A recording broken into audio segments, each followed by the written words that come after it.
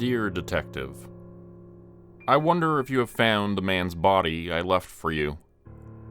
Killing was harder than I imagined, but harder still is writing this. God knows I'm not a literary man. What I am, I can't hide anymore. So I go quickly in this dark night, lest I be found. I've always loved games. Do you like games? For such a serious man, I believe not. The rules are simple. Catch me and I will stop killing. Fail, and your world crumbles. How tragic that you're leaving us. Will you miss it? I imagine that you won't. Removing the leg was even harder than I could have imagined. He was a wriggler. I profess the inability for the practical side of amputation gave me pause. However, I'm a quick learner, and I promise in the future his contribution will not be forgotten. I will take more care when I operate. One thought it prudent to commence with a leg, Harry. It showed my integrity and passion, also a solid foundation. That's what I need for my legacy, Detective. Only without the crippling weakness of protecting a family. No wife. No daughter. No son. 30 years' service, well done. Your country owes you a debt of gratitude. That is the truth. They do. Retirement must seem like a dream come true. Whoever disagrees can find truth at the end of a tenure, I believe. London believes it isn't done with you. You are as much a part of it, in the bare-bones sense of it, as I. I wonder when you'll miss him. When you turn your back on the scum of London. What relief you shall feel. Tell me, do you think you will get bored with retirement, Detective? Not that I care. It's just that I've only begun my game. It would perish if you leave and someone else takes your place. I could keep going, but sincerely, I don't think I will be forthcoming if that happens. Because you have to be involved. Unequivocally. I need you. Only you can fully understand my eternal struggle. Where I'm coming from. Only you know the pain and suffering of life. So, Detective, my kindred spirit, are you ready to see my legacy unfold? I really do hope so. Because today marks my prestigious coming out. So let's have a celebration. I've gifted something only you will appreciate. Your son's finger. Are you ready? Think fast. Things are afoot. Or should I say, a leg. Bye now. N. I was an average cop. Nothing special. Wife, young son, punch in, punch out. Done my time kind of cop. Until a letter changed my whole life. 3 words were all it took to break me. A veteran with more than 30 years in the Metropolitan Police Force. Your son's finger. I didn't know whose finger I was holding. Shattered, standing on the side of a road, rain belting my face. I should have, shouldn't I? A father knows these kinds of things. Like what his son's fingers felt like in his hands. But somehow, even after reading those 3 fucking words, I still couldn't believe it. Xander was a miracle child. I never wanted kids before then, and the older I became, the less I wanted them at all. I saw firsthand the darker side of the world. I didn't want to bring a child into that knowingly. But that changed the day Julia, my wife, fell pregnant. She was 42 at the time. High risk, but not unheard of. Me, I was fast approaching 50. Needless to say, it was a shock. But not as shocking as those 3 words. Jesus Christ, where's his leg? Rowland, my partner of 10 years, held the umbrella over our heads. The early morning rain, drumming against the canvas, blended into the sounds of wet tires speeding by. The cold was settling in. The wind blew easterly off the Thames estuary into the shallow concourse of roads. A network of concrete overpasses crisscrossed around us, some linking the Dockland to the east end of London, while others gave travelers a faster exit to Essex. At our feet, laying half in the gutter, was a man in a navy suit. The car in front of mine had found him. The lady swerved, thinking the man had passed out drunk at the side of the road. It wasn't until she and I had gotten close enough to see the blood that we realized our folly. Just what I need. 2 weeks, Rowland. 2 weeks and I'm retired. Now I've got a dead man on my hands. I bent down awkwardly, umbrella in one hand while the other searched the man's suit jacket pockets. My partner grimaced as I worked away. He was dressed in his normal grab of gray suit trousers and a white shirt covered by a long crombie. Probably a drug deal gone wrong or something.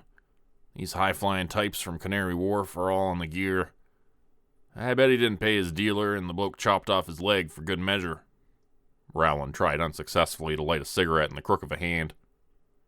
He cursed as the umbrella tilted and rain destroyed the integrity of his cigarette. I don't think money was a problem, or the reason for the murder either. I threw the money clip up to Rowland. There were more pound notes than I saw in a month's paycheck. Jesus Christ. Maybe he was the drug dealer. My search continued. I found a set of car keys, his wallet, a phone, and a roller-up paper, much like a cigar. I handed the keys and wallet to Rowland and tested the phone to see if it worked. A picture of the man and a scruffy-looking dog came to life on the screen before the pin pad lock blinked. That went into a plastic bag. Albert Phillips. Address here in Chislehurst, Kent. Rowland flipped the driver's license around to show me the stoic face of the murdered man. My initial guess seemed right. He looked like a broker. A car horn made me turn away. Police surrounded us, diverting the snail-crawling traffic around the scene. A police van and a small car blocked the more direct sight from view, but if a driver or passenger craned their necks once past the blockade, they would get a good view of the deceased. My phone vibrated in my pocket as I righted myself and peeled open the paper roll. I cursed as it slipped from my hand. I reached for my phone while retrieving it from the ground. Damn. The collar display showed Julia's number. I placed the phone between my teeth, bent down, and picked up the paper roll off the wet tarmac. I cursed again through clamped teeth as I peeled the paper open to reveal the start of a letter. The more I rolled it down, the more it was stained with a pink hue. I read the first line and squinted in confusion. Dear Detective. I carried on unrolling the paper until a single finger fell into my hand. I was too shocked to drop it. Stupidity had me tilting it this way and that as I read on, until I got to Harry. The author couldn't be talking about me, could he? The phone buzzed in my mouth again, and I unconsciously answered it and put it to my ear as my eyes scanned down the page. Julie was frantically screaming a string of conjoined noise into the phone. The words of the letter slowly sank in as she repeated the same sentence over and over between her sobs. Someone's taken Xander. I didn't know whose finger I was rolling around on my palm. Shattered, standing on the side of the road, rain belting my face. Even though the letter and now Julie's words told me whose. Rowland glanced up, I stood in shock. Harry, you okay? His words rolled off me like rain. The umbrella no longer sheltered me from the downpour. Each drop falling from my nose was like a piece of my soul leaking from my body. I glanced at the finger. Xander's finger? I should have known it was his, shouldn't I? A father knows these kinds of things, like how his son's fingers felt in his hand. Harry? Rowland was at my elbow. Quickly, I stuffed the letter into my pocket and rated myself. The umbrella was back up. I wiped the rain from my face and coughed. Someone's taken Xander. I've got to go. I started to move. I had to leave. To get to Julie. To try and find my son. Rowland caught my arm and pulled me to a stop. What do you mean someone took Xander? I heard the concern in his voice. Xander was like a nephew to him. Xander's been kidnapped from school. I've got to go. Julie needs me. Without a second glance, I was running. I briefly heard Rowland's words over the commotion of blood in my ears. I've got this. You go. I jumped in my car and shot away from the scene and the staring police officers. The traffic was thick and sluggish. A long, multicolored mechanical worm jammed the roads to a near standstill. I brought out the old siren and stuck it to the roof of the car. It was enough to open a space into the bus lane. The traffic didn't melt like butter, but it did move somewhat. The siren helped once through the Blackwall Tunnel, all the way to Xander's school. I hurried across the playground. Kids and teachers alike watched me race through the big oak doors. Kids aren't stupid. They knew something was wrong, just not what. The hall was long, like a dream where you're running in slow motion. Pictures made by the children decorated the walls in drapes of colors and textures. Doors with glass panels showed empty classrooms. The chairs tucked neatly under tidy desks. Memory serves me well as I careened toward Mr. Thomas, the headmaster's office. Julie sat with a tissue clamped against her nose. Red eyes puffy, her hair a mess. A teacher sat before her, holding her hand. Mr. Thomas spoke quietly to a police officer in the corner of the room. I made my way inside and briefly touched Julie's shoulder. She reached a hand up to mine. The sobbing increased. What happened? I asked the room, my eyes searching to find the one with the answers. Mr. Thomas broke off talking to the police officer and turned to me with a tight-lipped frown and remorse in his eyes. Mr. Cross, thank you for coming. My son, what happened? Who took him? Have you got cameras? Did anyone spot a car or a registration number? A description of the suspect? Anything?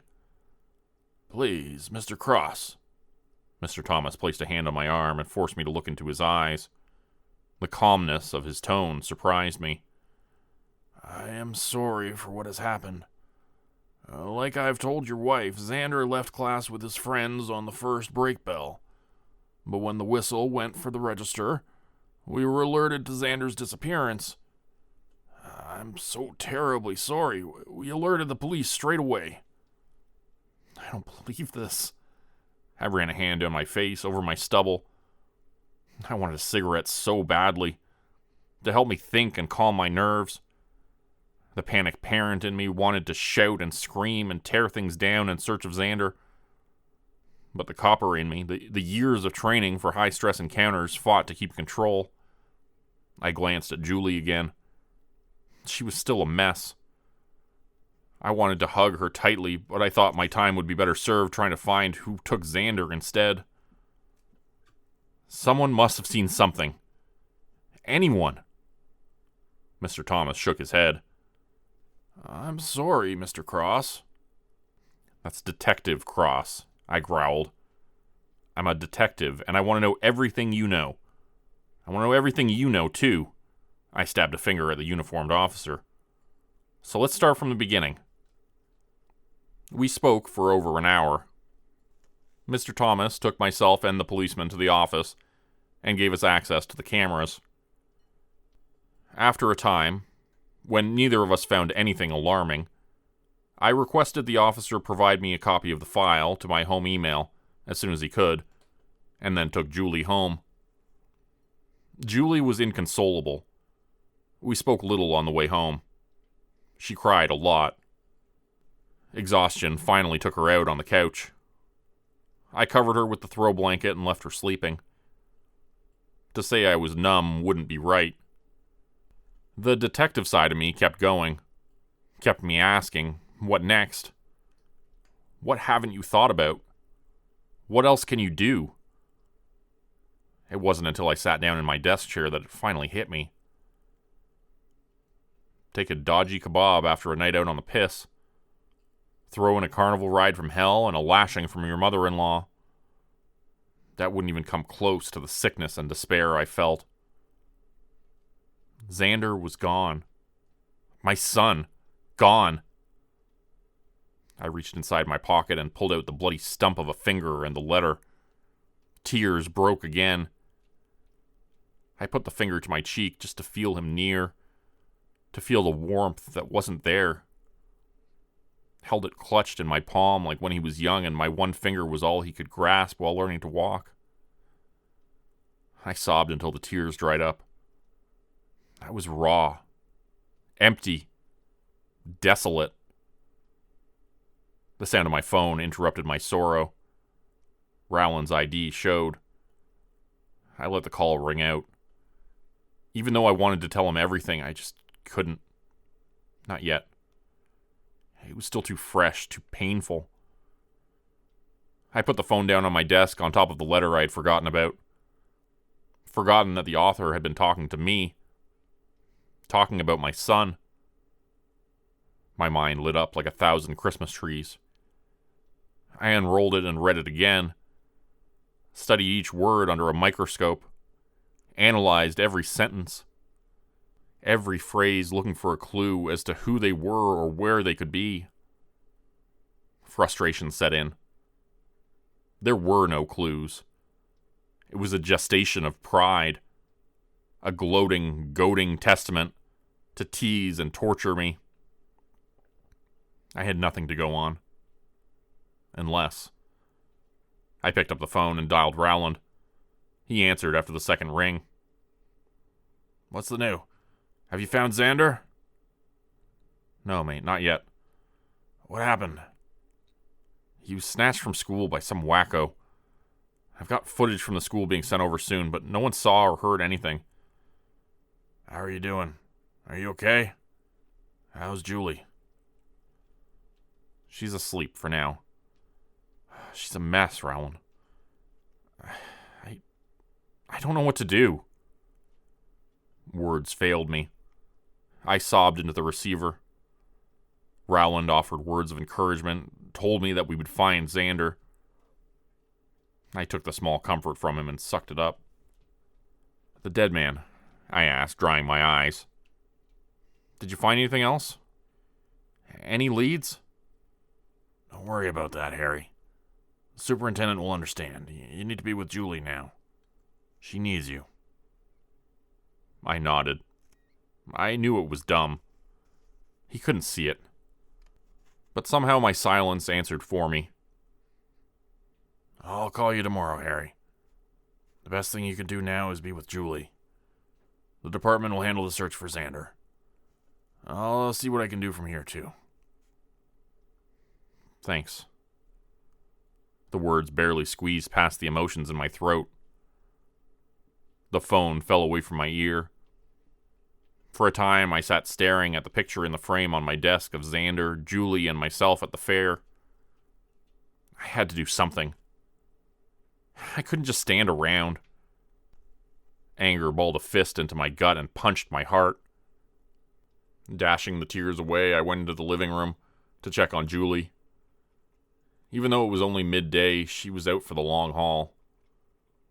When she woke, I wouldn't be at home. I went back to the office, scribbled a note, and placed it on the coffee table for when she woke up. I would be out searching for Xander. She would want that, I told myself.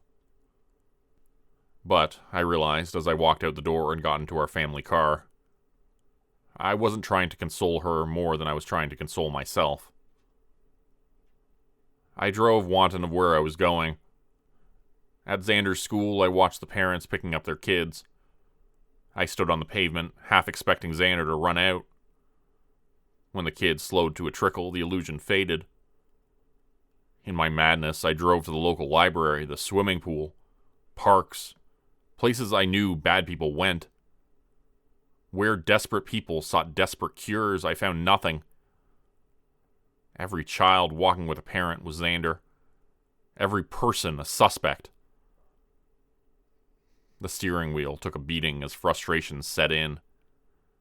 I raged, roared, screamed, and cried. All of my years of police work. And I was as useless as a glass nail. Life has thrown me some curveballs. I've had fights, lost things of value, messed up at work, but this? I didn't know how to deal with this. Still no leads? I asked Rowland. A week had passed. I had thrown myself into work. Home life was different. Julie was different. I couldn't talk to her about Xander's disappearance. Instead, I piled over the CCTV footage of the school, looking for anything I had missed. Nothing. Albert left the bar, he attended with friends. No one saw him. Cameras around Canary Wharf show him getting into a taxi, but the video isn't great. Can't identify the number plate. I paced the floor, the already worn carpet taking a bashing in my tracks. There must be something. I felt the letter pressing against my skin from my breast pocket. I'd read the thing 100 times and was still no closer to making out what it meant. I knew it was from the kidnapper and the killer of Albert, but since finding it, the murderer had vanished. No other murders, no clues, nothing. We've been over this, Harry. Unless anyone comes forward, we're dead in the water. Rowland threw his hands in the air. I knew he was frustrated with me. My constant need for a hint of a clue. I needed something. Anything for me to track or trace. Anything to bring me closer to finding my son. Look. Rowland reached out and placed a hand on my shoulder, stopping me from pacing. Let's go to the canteen and get a cup of coffee. One more week and this case isn't your problem anymore anyway. I groaned. Retirement, even if I now didn't want it, was happening anyway. Any more movement on Xander's case? Rowland asked, as we made our way up the plain, pale blue corridors of the police station.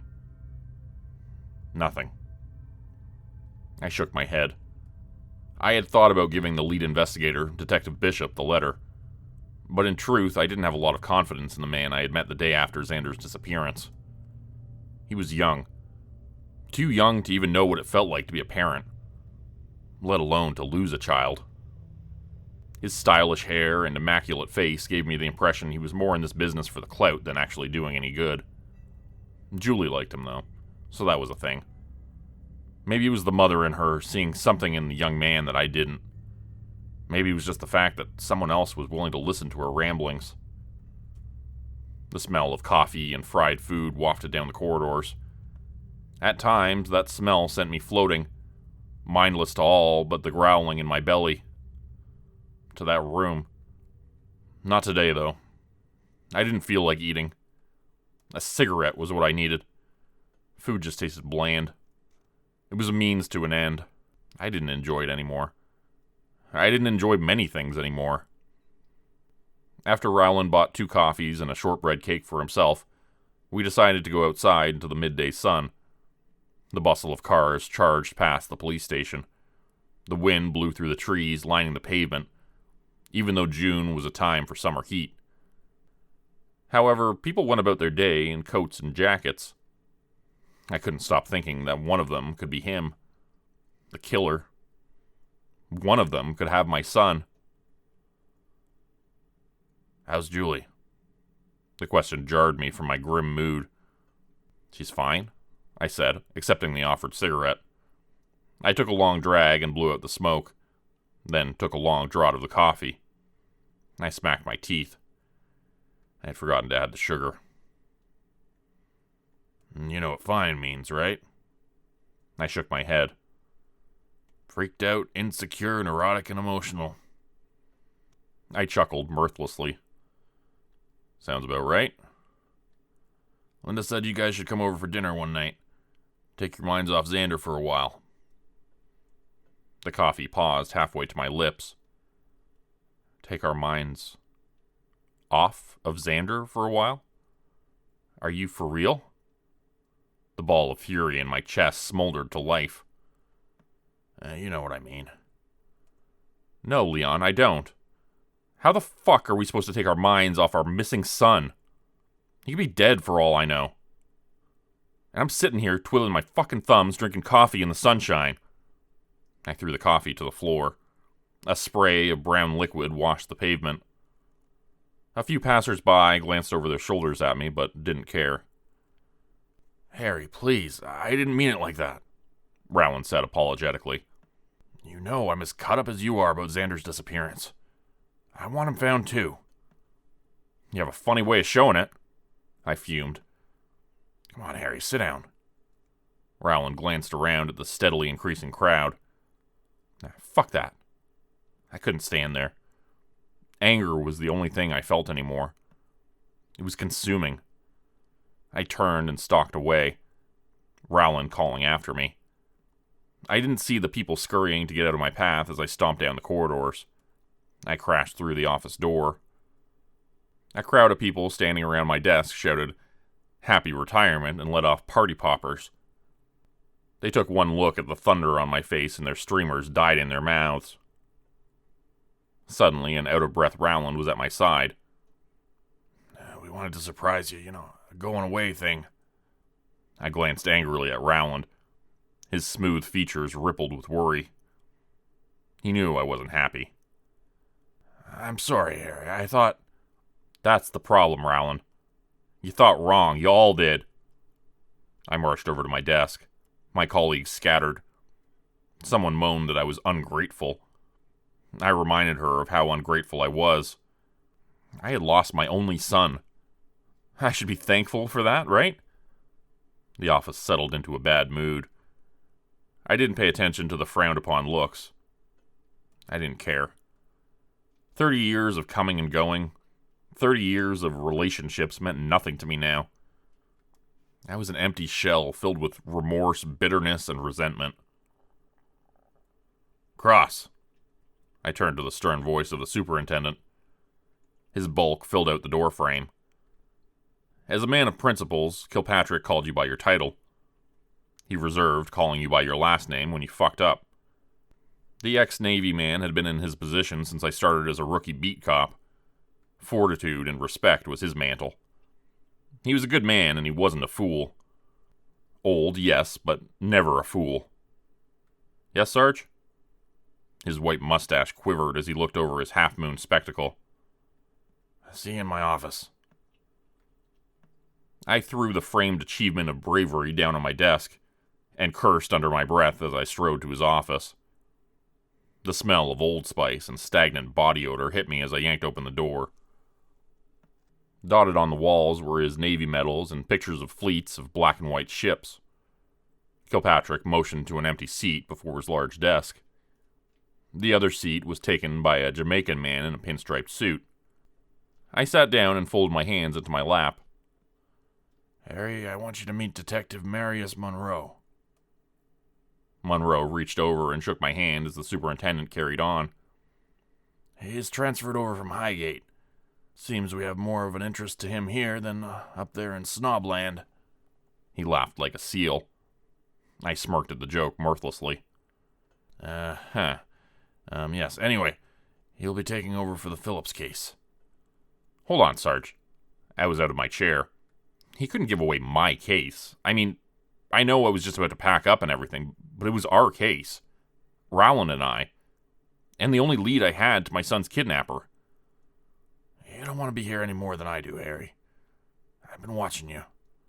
Since your recent tragic event, all I see walking into this police station is a shell of the man I used to know. Sir, please, I begged.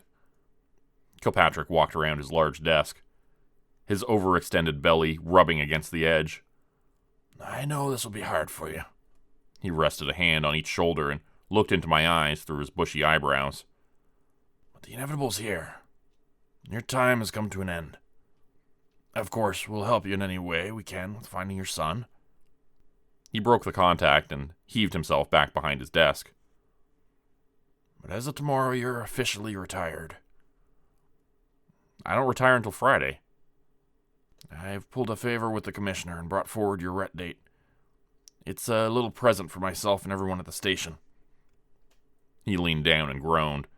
His chair creaked in protest as he opened a bottom drawer.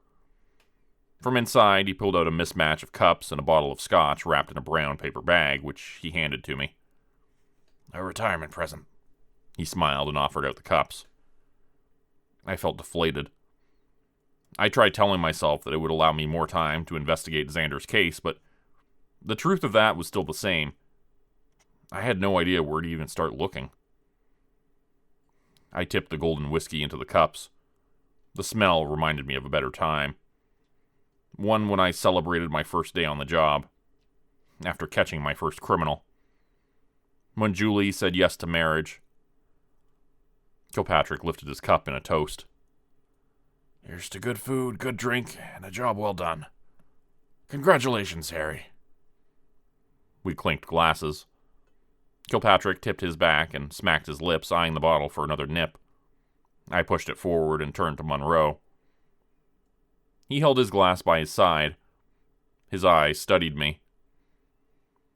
Now, I know you may want to finish your last case, Detective Cross, so I will say this plainly. There is no shame in not succeeding. What matters is you tried. Something about Monroe irked me. Maybe it was his pretentious suit or pretentious words. I nodded and held his gaze. You tell that to me when you get your last case ripped from your hands. I didn't fail, I just ran out of time. I slammed the whiskey down and flicked old Kilpatrick a quick handshake before leaving. The superintendent chugged another nip. His cheeks began to glow. I had a week left to go when I walked into that office. Now I had nothing. The resources I'd had here amounted to nothing as well. No forensics, no leads, no hope. Everything came crashing down around me. My rage quelled to fear. My time was up. Just like that, I was no longer a cop. I marched over to my desk. My colleagues watched my progress with intrigue. I pulled at the drawers of my desk, took a box from underneath and began to fill it. Files and trinkets piled up into the box. Frames, achievements, trophies. Everything I'd ever kept. I pulled at the last drawer. It stuck fast. I'd broken it years ago, and in my rage, I'd forgotten to lift and pull. When I did, it came out completely. Let me help. Rowland bent down to collect the scattered contents. No, I've got it, I said frantically, snatching at the items. Harry? Rowland placed a hand on my shoulder, and my dam burst. I rolled back onto my bottom, hitched my knees up to my chest, and broke down. It's okay, Harry. I'm here. You gotta get through this, mate. One day at a time. I'm gonna be there with you. I looked up through red eyes, grateful to have a friend like him, even though I swore I didn't deserve it. My decision had been made for me. I was out. My time to leave behind the police force and face the bleak existence of my new world was here. A world where I could focus more on finding my son than on anyone else's problems. A world where I couldn't distract myself anymore. I pulled up into my driveway to find my front door open. The cul-de-sac was quiet. One of the many positives of buying in such a location. So the sight of an open door sent chills through my bones. I left the car running and raced for the front door. Julie? I crashed inside the house, threw my head around the sitting room door. The couch was dented as if someone had recently vacated the place. Cushions scattered on the floor told me something had happened here. My heart screamed in my ears as I shot to the kitchen and found nothing. I threw open the door to the dining room and found an immaculate dining table set for a dinner party that never happened. "Julie?" I shouted, my voice hoarse from the strangle of worry. I slipped going up the stairs, my mind racing ahead of me, imagining all the things that could have happened to her. Did the killer finally get bored that I hadn't found him? Had he attacked my home, taking the last thing I held dear on this earth? I charged up the stairs. "Julie?" Threw open Xander's door. Nothing. "Julie!" Our bedroom door. Nothing. The spare bedroom door. Nothing. Frantic with worry, I pulled off my hat and twisted it in my fists. She was gone. I heard a soft moan from the bathroom. "Julie!" I pushed the door open. The moan turned to a sob. Julie was sat on the floor by the toilet bowl. I pushed the door open, knocking an empty bottle of vodka across the floor. Julie looked up, bleary-eyed. A smattering of discolored vomit smeared her face and the white collar of her blouse. "It's your fault," she moaned. I fell to my knees, the weight of that accusation flooring me better than a nuclear bomb. "What are you doing?" I said, grabbing the bottle off the floor. A small slosh of vodka remained. "It stops the pain." Julie sat up, wiped the tears from her eyes, and brushed back her graying hair behind her ears. Her words were blurry. I wasn't sure how drunk she was. The evidence of the toilet bowl suggested most of the alcohol was now in there rather than in her bloodstream. "You don't know what it's like." She glared up at me. I saw only hatred. "You get to go to work and leave all this behind." She waved a hand around, encompassing the house. "I don't. I get to stay here. See him everywhere." Tears welled in her eyes and fell unchecked to the floor. "You get to leave." My heart sank, guilt pulling it down. I reached out to pull Julie into a hug. Tears now fell down my cheeks and rolled over and off my stubble. She resisted and beat against my chest. I clung on and pulled hard, burying her face in my chest. She struggled for a second and the fight died. We cried together as a family, as husband and wife, as a mother and father.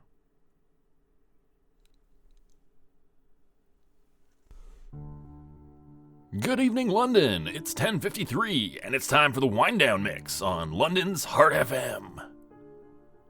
Heavy drops of rain hit the car roof. I knew the kind. They were the type no amount of waterproofing could prevent you from getting wet.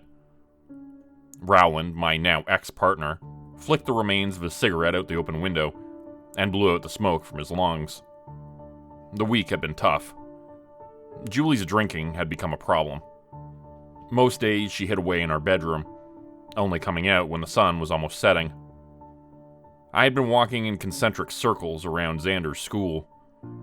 I knocked on doors and shops, asking if anyone noticed anything out of the ordinary on the day of his kidnapping. No one saw anything. I went home each day deflated. Until tonight, when Rowland called about a murder with all the similar markings of Phillips, my heart leapt. Now I sat in his burgundy Capri as the car hummed. A steady burst of yellow light penetrated the rainfall, illuminating the crime scene. Police crowded the stairwell of a tower block in the recesses of Lewisham, southeast London. Anna Townsend, 28, mother of 3, found dead by a passerby at 9 o'clock. Rowland fingered through the report card. Jeez. "What is it?" I asked, watching the men and women of the Metropolitan Police Force move about in the rain. I opened the letter along worn creases and read it for the 1,000th time. 2 weeks had passed since my son's disappearance. Julie didn't look at me anymore, electing to go about her day as if I were a ghost. I didn't blame her. I felt washed out like a ghost, too. Like nothing I did made a slight bit of difference. And, like a ghost, I held on to the one thing that tied me to this world. Xander. I folded the note and pocketed it, as Rowland handed me a picture, attached to the dossier in his hands. Before I even held it, he creaked open the door. I watched his back arch, then again as he heaved. I left him to puke out the door and regard the photo. Who would do such a thing? He asked, spitting the taste out of his mouth. He looked back at the picture. The color continued to drain from his face. If you can't take it, then don't look, I chided. As if on cue, Rowland popped open the door again and emptied the rest of his stomach into the gutter. I looked up at his racking body and then out the windshield. Pieces of his lunch sailed like malformed islands on the river of rainwater to a nearby sewer drain. Some cop you are, I scoffed, shifting through the report. I stopped. Flipped the page around again and again as my anticipation grew. It has to be. The cut. The missing part of the girl's anatomy. Rowland wiped his mouth on his sleeve and shook his head. His dark brown hair looked almost black like a galaxy, and the speckles of rain like millions of stars. He took in my wide eyes, knowing something was wrong, as he turned off the car. It's him, I said, popping open my door. The rain wasn't a concern anymore. A few seconds and a stumbling, out-of-shape run later, I breathed hard on the black metal balustrade of the concrete stairs. You got another partner yet? I asked when I caught my breath. I didn't want to admit it, but I missed the force. Not yet, they said. I'm challenging. A pudgy-faced young officer looked over at me with quizzical eyes. A white plastic sheet behind her blocked the crime scene. Waiting officers moved on any pedestrians trying to get a good look. I'm sorry, sir, but this is an active crime scene. I'm going to have to ask you to leave. The lady officer raised her hand to stop me. I reached inside my jacket to pull out my badge and remembered halfway that I no longer had one. He's with me. He's a police consultant. Rowland showed her his badge, and she moved aside. Oh, sorry. Sir, right this way. What we got here? I asked, pointing to the white sheet. Hannah Townsend, sir. Murdered by... Not the girl. I cut her off. The sheet. Since when is this common practice?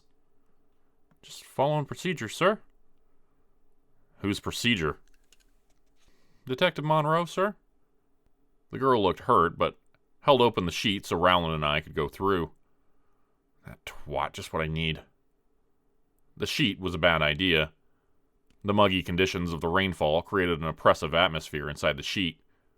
A few hours of exposed flesh had developed the smell into a nasal destroyer. Rowland covered his mouth, but it only took one look at Hannah's corpse for him to bail.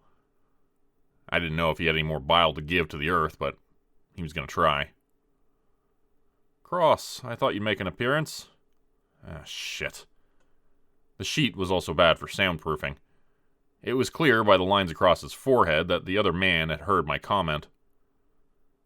Detective Marius Monroe rose from his crouched position and approached me. The dark-skinned gentleman wore an iron gray suit better suited for casinos than crime scenes, although his light blue eyes and strong demeanor said otherwise. As sharp as they come, the superintendent had told me. Fresh out of cadet school and straight into the big leagues. Couple that with a degree in criminology, criminal psychology, and a major in biology, and this guy was something else. And everyone at the station knew it too. The has-been has been replaced. It was clear meeting Monroe that he encompassed everything that I wasn't. Young, passionate, and ruthless. Yeah, funny that. Someone didn't pass along the details. I scratched the back of my neck. If it wasn't for Rowland, I wouldn't have known at all. The oppressiveness of the cubicle intensified as he walked right up into my grill. The smell of spiced cologne almost blocked the smell of death, though. So that was a good thing. That's because this isn't your case anymore, Mr. Cross. Now get out of my crime scene.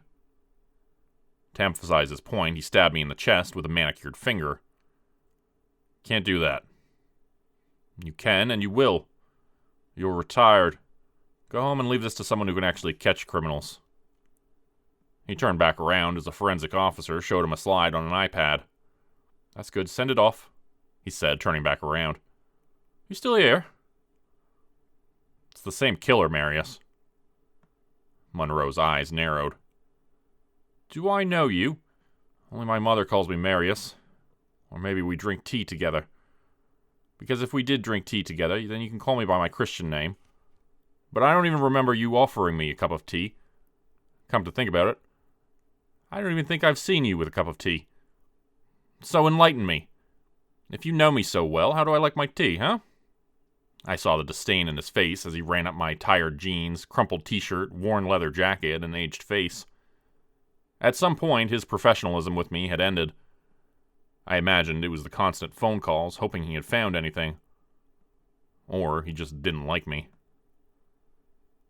White, no sugar? It was a stab in the dark. I had no fucking idea. He could take it on a plate with velveteen fucking doves whistling Waltzing Matilda for all I knew. I drink coffee. Of course he did. I knew I was screwed. I wasn't even a cop anymore. There's no way I could gloss that fact over with Mr. Straight and Narrow in front of me. I held on to the one thing that had served me well over the 30 years. Honesty. It's the same killer who took my son, Monroe. The lines on his forehead softened. So did the anger behind those steel eyes. I didn't know if Monroe was a family man, but it was all I had to use. The pain of losing a child does something to you mentally.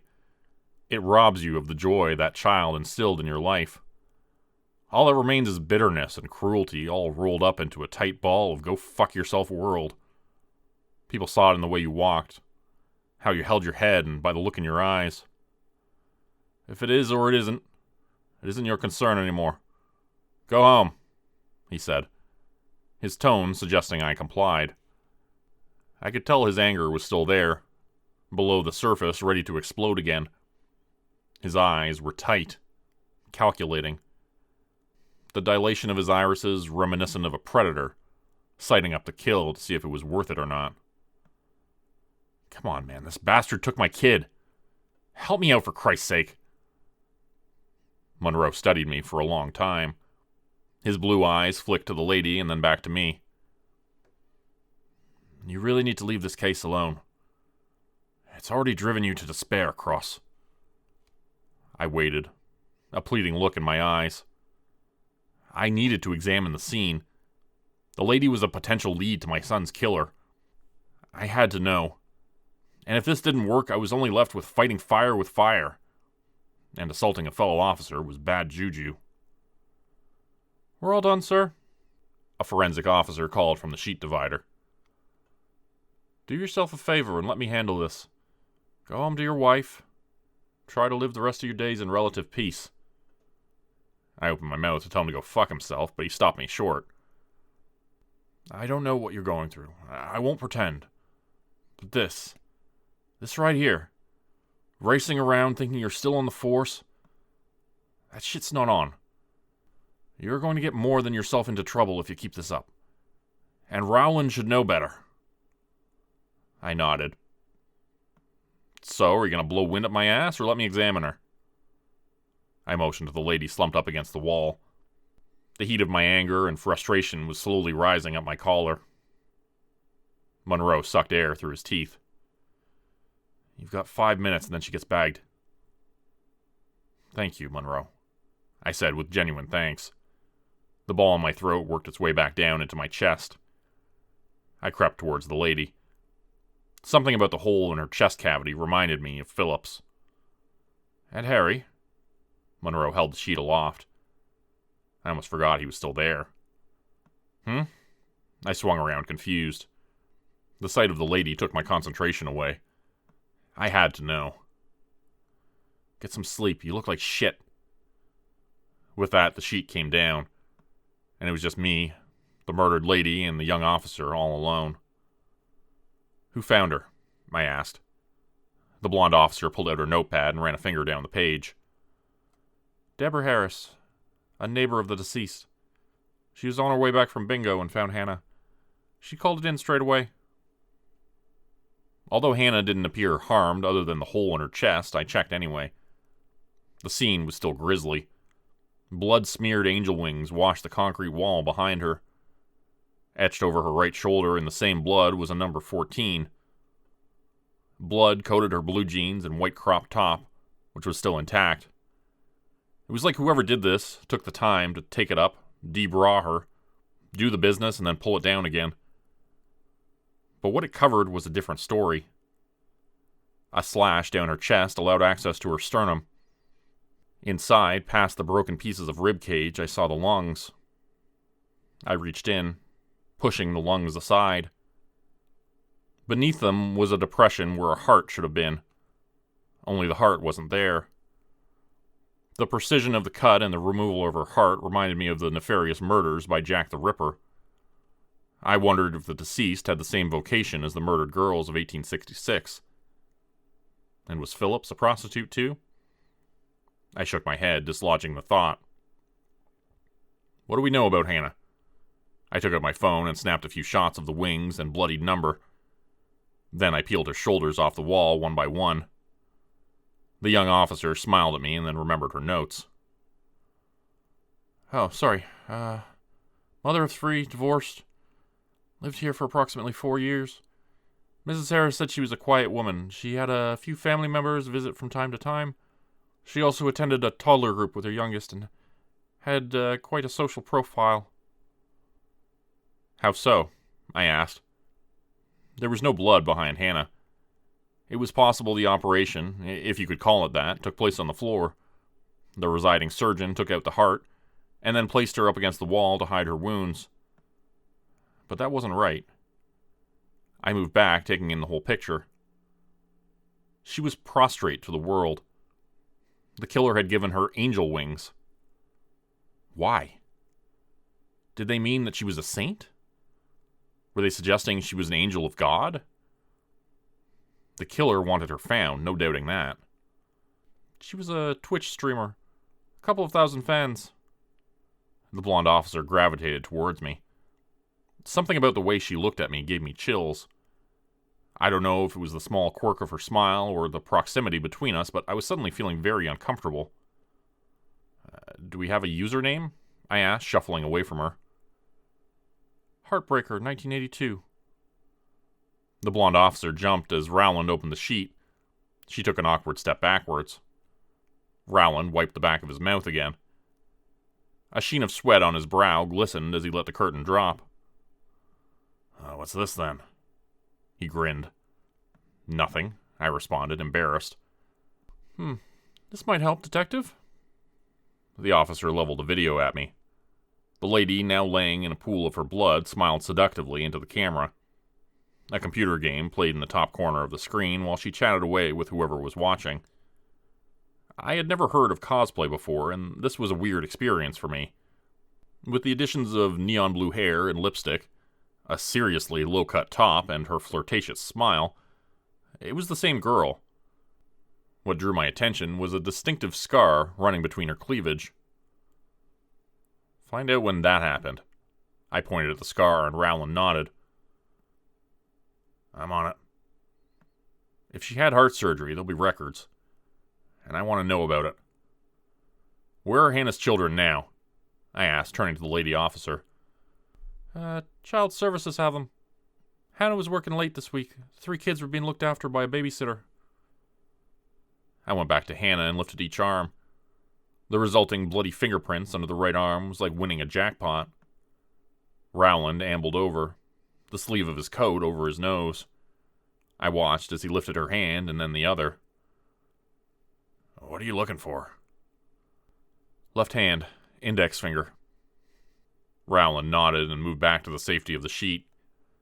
I took a deep, steadying breath, nervousness and anxiety making my hand tremble. I opened her palm. As I curled her fingers open, I saw the red stain on her index finger. They had used her finger to paint the number. Whoever they were good, Rowland said with a smirk. Like I didn't know that. Fuck. The triumphant feeling had vanished, replaced with the sudden realization that I still had no clues to go on but a surgical scar, And if this was the same killer, where was the goading letter? I couldn't shake the feeling that I was out of my depth, and I was no nearer to finding my son's killer. I gave up after another search of the scene. There was no letter. Not like the first time. I watched them carry Hannah away, thinking about her poor children. The murderer had broken another family. But why? Was I missing something? Did the person responsible only want to kidnap my son? Was Albert Phillips' death a distraction? And to what end? Why take a heart from a hard-op female? My head buzzed with these thoughts as the car sped down the road. The streets were a blur. I paid little attention to what was happening, and less to Rowland. His sporadic glances were irritating. I knew he had questions, but I didn't feel like answering them. I kept my head turned to the window, avoiding his gaze. He was as relieved as I was when he pulled up into my cul-de-sac. 2 a.m. and the bedroom light was still on. That wasn't a good sign. That meant Julie was at the bottle again. Sure enough, as I stepped through the door, a tirade of abuse sailed from the staircase. "It's your fault, you bastard!" I fended off her blows, which wasn't easy, and made my way to the kitchen. Julie followed behind me, shouting obscenities. I tried fighting off the feeling of hatred for the woman who had once held my heart, but it was so damn hard. It was like a screaming banshee had taken her place. Julie's transformation from a grieving mother to a broken drunk was almost complete. Almost, because I didn't want to believe it. She rattled around me in half her bedclothes. It was as if she had attempted to get changed, but got too drunk by the time she reached her pants. "It's your fault. You and that bloody job. If you weren't a cop, Xander would still be here." "Go put some clothes on." I worked around her. I was dying for a cup of tea and some peace and quiet, but Julie's screaming stopped that. "You fucking prick!" She beat at my back. I lost control. The back of my hand stopped her short. I've never slapped her before. I felt my rage turn to shame. Looking into her tear-clustered eyes reminded me of the woman beneath the alcohol. I fucked up again. She ran from the room. I heard the stomping up the stairs, the slam of the door, and the squeak of the bed springs. My shame followed me to my office, as I remembered when that sound was a good thing. Buying in a quiet cul-de-sac offers you a couple of things: peace and quiet, and the seclusion robbers love. I learned early on that I wasn't going to leave anything to chance, and had CCTV installed in my home. It was peace of mind for both myself and Julie. After Xander's kidnapping, Julie watched the CCTV to obsessiveness, hoping that Xander would find his way back home. Now it was another forgotten thing. In my work chair, I saw the box housing all the stuff I'd taken from work, all my past achievements. I unloaded the box, putting things around my office to help keep my mind off the present. Certificates hung lopsided on the walls. A glass-framed medal that I received from rescuing a kid from his suicidal father stood against some book on a shelf. The whole room was a mess. Like my life. My life had meaning once. The depression sunk in. I sat down, discarding the file in my hand, and reached for the cup. The tea was hot and sweet. How I like it. A small comfort. I don't know why I checked the cameras, but when I did, I noticed a blip on the dayline. The cameras had recorded something around 10 p.m. I reached up and flicked the video on, thinking it was Julie. When the video began, I dropped my teacup. I pressed my face closer to the monitor, my throat frozen. I wanted to call Julie, but no sound came out. Hot tears burnt my eyes. There was no mistaking the boy on the recording. Xander had been at our front door. For some stupid reason, I ran to the door and flung it open, but he wasn't there. Just as quickly, I ran back and watched it again. Xander, his hand covered in a bandage, slipped a letter under the door, and then stopped. I saw the redness of teary eyes and the tight bunch of his shoulders. My boy was scared, and I knew why. He kept looking behind him as if someone was there. It was clear by the struggle on his face that he wanted to come home. But something, or rather someone, kept him from knocking. I watched his shaking hand rise up to knock on the door. His head flicked around. Fear entered his eyes. The next second, he was gone. I folded up like an old seaside deck chair. My mind succumbed to the emotions. The tears were hot, wet, and never-ending. Why didn't he knock? Julie would have saved him, and we could have all been back together again. Minutes turned by as I sat on the floor of my office. The computer hummed and the sounds of nighttime invaded the room. I sat like a fool. Suddenly, two things dawned on me. One, my baby boy was alive. All this time we hadn't known, and the longer he was gone, the more likely it was that he was dead. Now I knew for sure he was alive. The other thing I realized was that he had slipped something under the door. For the second time, I ran to the door. I hadn't seen it when I came in because of Julie's assault. I bent down and pulled the yellow letter out from under the front doormat. It was the same paper as before. I opened it with trembling fingers and read, "Dear Detective, it's strange that I haven't seen you, so I sent your beloved. If you're wondering, there is another of his fingers waiting on your step. Never underestimate that I will continue to chop him up. If you want to avenge him, you have to find me. Simple. But how can you when you yourselves can't find the bodies? The two you've missed add to my collection nicely. But I will help you find them. I'm not careless. I can't have you leave them in their artistic poses. That is your first clue, Detective. Do with it what you like. Xander is such a good boy. He is helping me to ready my artistic work. But it won't be complete until you are here. The body the detective found wasn't really for him. He may have earned my wrath. We will see if he gets in the way again. He can't help, of course. That's against the rules. Now, a clue to the other bodies. With God, you can unload, where no souls tread. My letter can break codes, but for now, dread. He shines in darkness, she in the light. Find one at its center, and one at your height. I hope that helps. I've always found written words hold more power for me. These letters will also help drive your vengeance. Oh, how I want you angry, Harry. All I want you to feel is it. I want it to drive you, to know the pain like it's mine. To feel it in every breath like I do, Harry. It dominates me. I do hope you find the bodies before anyone else. It's only fitting.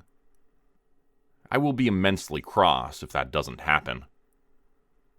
If it does happen, well, I'll repay whoever is so stupid. Even that detective. My collection is getting big. Xander says it's scary, but I think it's perfection. Only one more part left, Harry. The last one is a big one. I'll just have to pray to the Lord. N. The letter crumpled in my fist as I reached for my phone. I knew where one of the bodies was. The abandoned church near Xander's school. It seemed fitting. It was near enough to be insulting to both me and Xander, and depraved enough for the sick bastard as well. The religious words of the letters made me believe he was somehow warped by his faith. In my experience, most of these types of cases are with the aid of religious influences. The letter told me where I could also find the body within the church. At the center of the church is the cross. All I needed to find was the biggest one, and I'd find the body.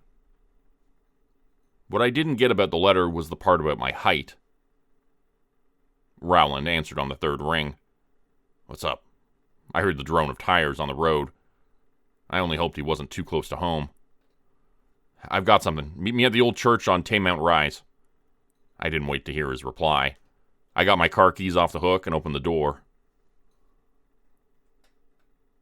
I may have moved out of the Forest Hill area when I was 12, but it would always be part of my childhood. My mother worked in 2 of the pubs in the town, and a restaurant in the mornings. I knew the place like the back of my hands. And I knew the church, too. The thing was old, like 200 years or something.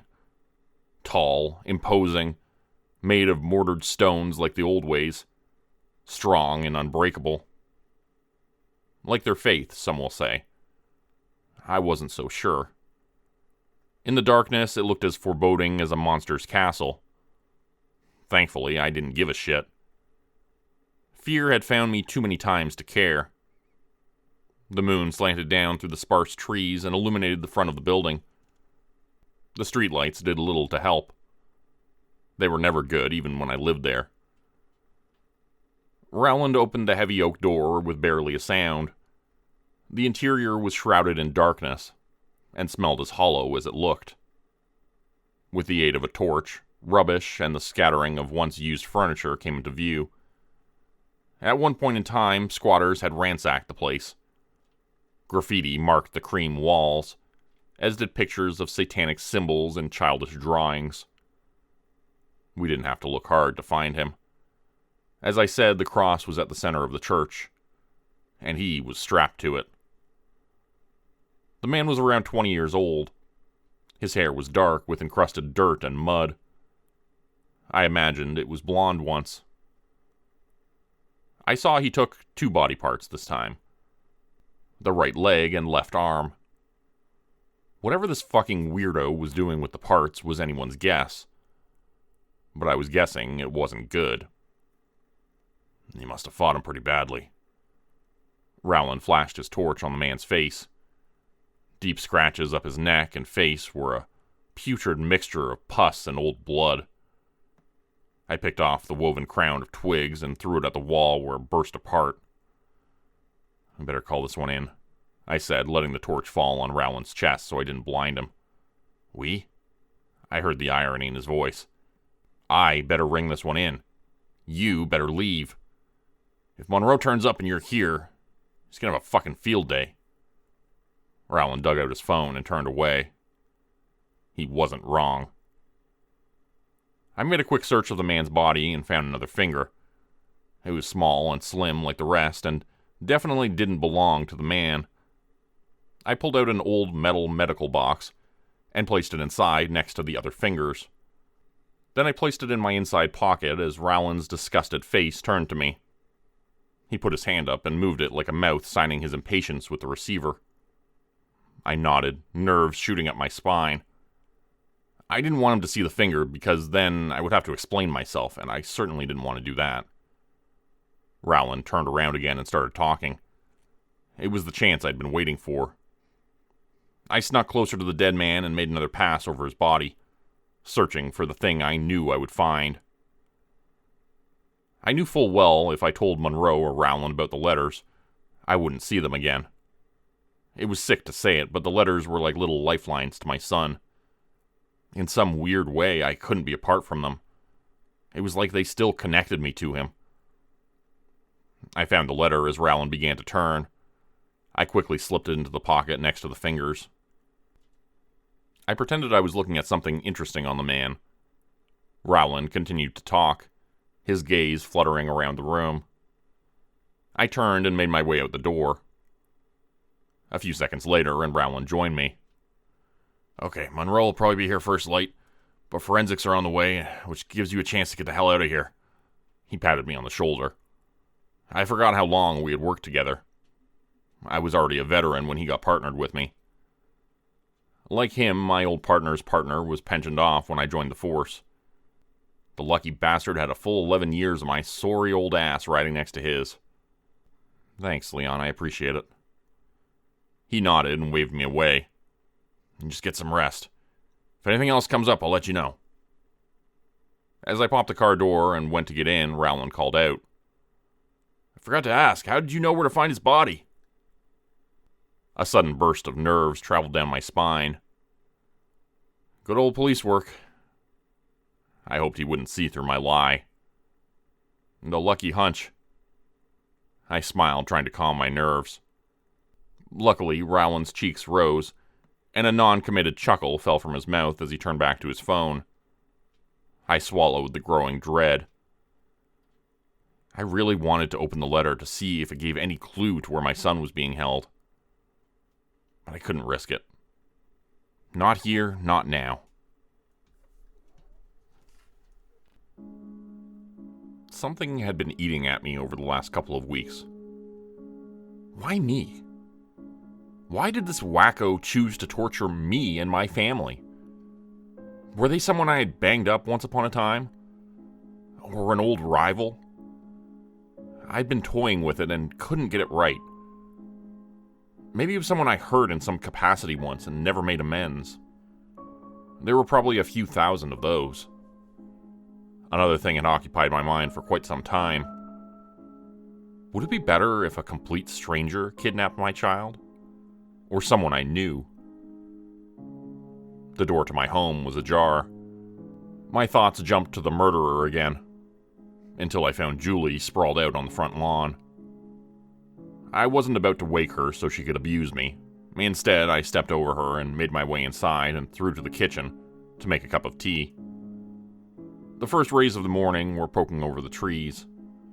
They splashed through the kitchen and out to the open front door. Julie stood there with her hand on her temple. Her clothes grass-stained and crumpled. God only knew what she had gotten up to after I left. Hungover? What a surprise. I wasn't going to hide my irritation. She deserved the sore head. Fuck off. She stumbled along the hall, knocking happy pictures of our destroyed family off the walls. I didn't expect anything nice to come out of her mouth, to be honest. It was in moments like these that I knew our marriage couldn't be saved. Even if I somehow managed to get our son back, the damage was already done. We hadn't been with each other in 2 months, in any capacity other than in the same room. We hadn't eaten, slept together, and had barely talked. I took another cup out of the cupboard and made a second cup of tea. Julie pushed past me and grabbed a half-empty bottle of vodka. My anger peaked again. Are you just going to sit around and poison yourself? She didn't answer. Instead, the bottle edged up. She grimaced through the burn, and then shot me some daggers. You're a fucking mess. I didn't care if the words hurt. Sleep and fatigue made my head feel crowded. I'd been on a roller coaster ride for 20 hours, and I didn't need the melodramatic alcoholic routine. Whose fault is that? She swigged again, this time longer. I thought about our son and pushed the cup of tea towards her as a peace offering. In the dawn light, I could see Xander in her face. Julie picked up the tea. For a moment, I thought she was going to drink it. Until she tipped it purposefully down the sink, slammed the cup back down, and grabbed the vodka. It was too much. I snapped. I grabbed the vodka bottle and threw it in the sink where it smashed. My hand found its way into the back of her hair and I pulled her forward hard. She kicked and screamed all the way into my office.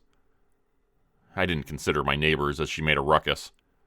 I don't think they concern themselves with us anymore, not after Julie's alcoholic debacles. The computer sprung to life. I clicked the recorded video and waited. Julie struggled as it started to play, but stopped when she saw Xander on the screen. A shaking finger reached out and touched the monitor. He's alive. The quake of her voice almost set me off. I hadn't cried in a while. That was a good thing. That meant I had hope again. Something I could cling to. Yes, he's alive. I forced the words past the lump in my throat. Suddenly, Julie shot off the chair and grabbed my shirt. Her pleading face wet with tears and with a tinge of the hope I felt when I first saw my son on the video. You've got to save him, Harry. You've got to rescue my son. I peeled her hands off my shirt and pushed her back into the chair. I'd thought about telling her about Xander's fingers. What was the use in that? She'd either want to bury them in a grave, hold on to them like a trophy, or give them to Monroe. I couldn't risk that happening. I couldn't lose them. They were mine, so I kept that to myself. I'm on it. I'm getting closer, but... I said before she cut me off. You need to find him, Harry. He's scared, and he's frightened, and he's small, and he's my little boy. The tears came out in force. I didn't need to push her down a second time. Her emotions did that for me. He's not that little. He's 10 years old, but I'm going to find him, I promise. I didn't know why I promised. In truth, I was no closer to finding Xander than I was yesterday. All I had were the 3 letters, 3 fingers, and no clue where to find the other body, except a cryptic verse about my height. I left Julie with the digital version of our son and went back to the kitchen. I took the newest letter out of my pocket and began to read. Dear Detective, I've come to the conclusion that I'm not an evil man. Neither good nor bad can win out. Only the truth can set you free. Is that a worthy statement to my deeds? I am setting myself free. So there is no misunderstanding. I am trapped in this shell and want freedom. Only salvation can do that, Harry. And you are my salvation. I hope you find in me a worthy adversary. I wonder if you are getting my clues. If any of them go unnoticed, it would be such a shame. Maybe take the other letters and place them together. Numbers equal power. I like numbers. Do you? For better or for worse, I've collected the parts I need from him. Now there are only 3 parts left. I have already found my next victim. She is sweet and ripe. I'm going to take most of her for my creation. None will be able to rectify its glory. I forgot. Did you find the other finger? I'm curious if you found out my name yet, too. Knowing one's name is a powerful thing. Wouldn't you agree, Detective? It allows you to peek under the veil and into the person's soul. Do you believe in hell and heaven? I do. And I know where I'm bound. I've nearly forgotten. I haven't given you a clue yet. Okay, here goes. To find what you seek, walk among the stars. Only then will you find. Where ships set sail and greater men gloat, a package, all tied up in a bind. I have provided clues whereby you can play my game. Play for now. Don't win. Because in conclusion, we must end this together. Xander would pen a word, but he can't. You must miss him terribly. That's a good thing. My father wasn't as forthcoming. But be that as it is, that evil man is dead. Not everyone can be saved. The cryptic text confused me. I couldn't fathom what the killer was trying to say, apart from gloating over the fact that the deranged man was mutilating my son. My anger, which was ever present below a thin crust of indignation, bubbled up again. I took the nearest thing to me and threw it at the wall. The resulting shards made me feel marginally better, until the wave of anger abated into shame. When I entered the office, Julie was still there.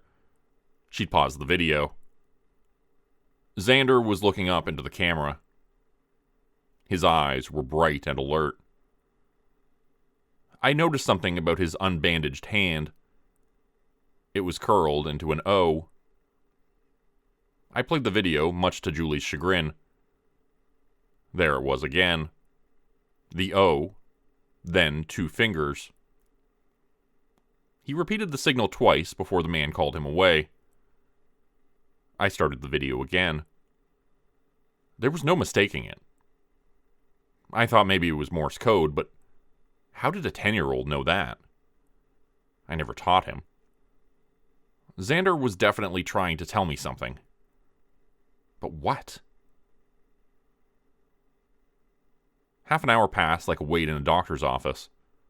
I tried all the versions of sign language and Morse code I could find online, but none yielded results. I reread the letter 20 times and was no nearer a revelation on that either. Each letter sat on top of the kitchen bench, as the killer had told me. The one that found its way to my door by that bastard, the one Xander delivered himself, and the one I found on the dead man. I painfully analyzed them, but I didn't see a single number. Each was addressed the same, Dear Detective, but he also called me Harry. Nothing suspicious there. He definitely knew me. He'd also taken the time to find out where I grew up, and brought me to my childhood church. That couldn't be a coincidence. I ran my fingers down the letter. He signed it the same, with a single letter N. Was that the start of his name and he was teasing me with it? Or was it a clue in itself? He had said his letters were coded. But what did that mean? I needed some help, but I didn't know who to trust with my secret. I decided to scan each copy and send them to a cryptologist I knew from working on the force. I hoped the news of my retirement hadn't reached her yet. I hit send and waited. A message popped up. Address not found. I cursed. There was nothing I could do. I took to rereading the clues again. With God you can unload where no souls tread. My letter can break codes, but for now, dread. He shines in darkness, she in the light. Find one at its center and one at your height. To find what you seek, walk amongst the stars. Only then will you find. Where ships set sail and greater men gloat. A package all tied up in a bind. I could make out the verses speaking about the man in the church. God and shines in darkness. He was at a church with the moonlight streaming through the window onto him. But the girl, well, that was proving tricky. She was in a place where I could walk amongst the stars.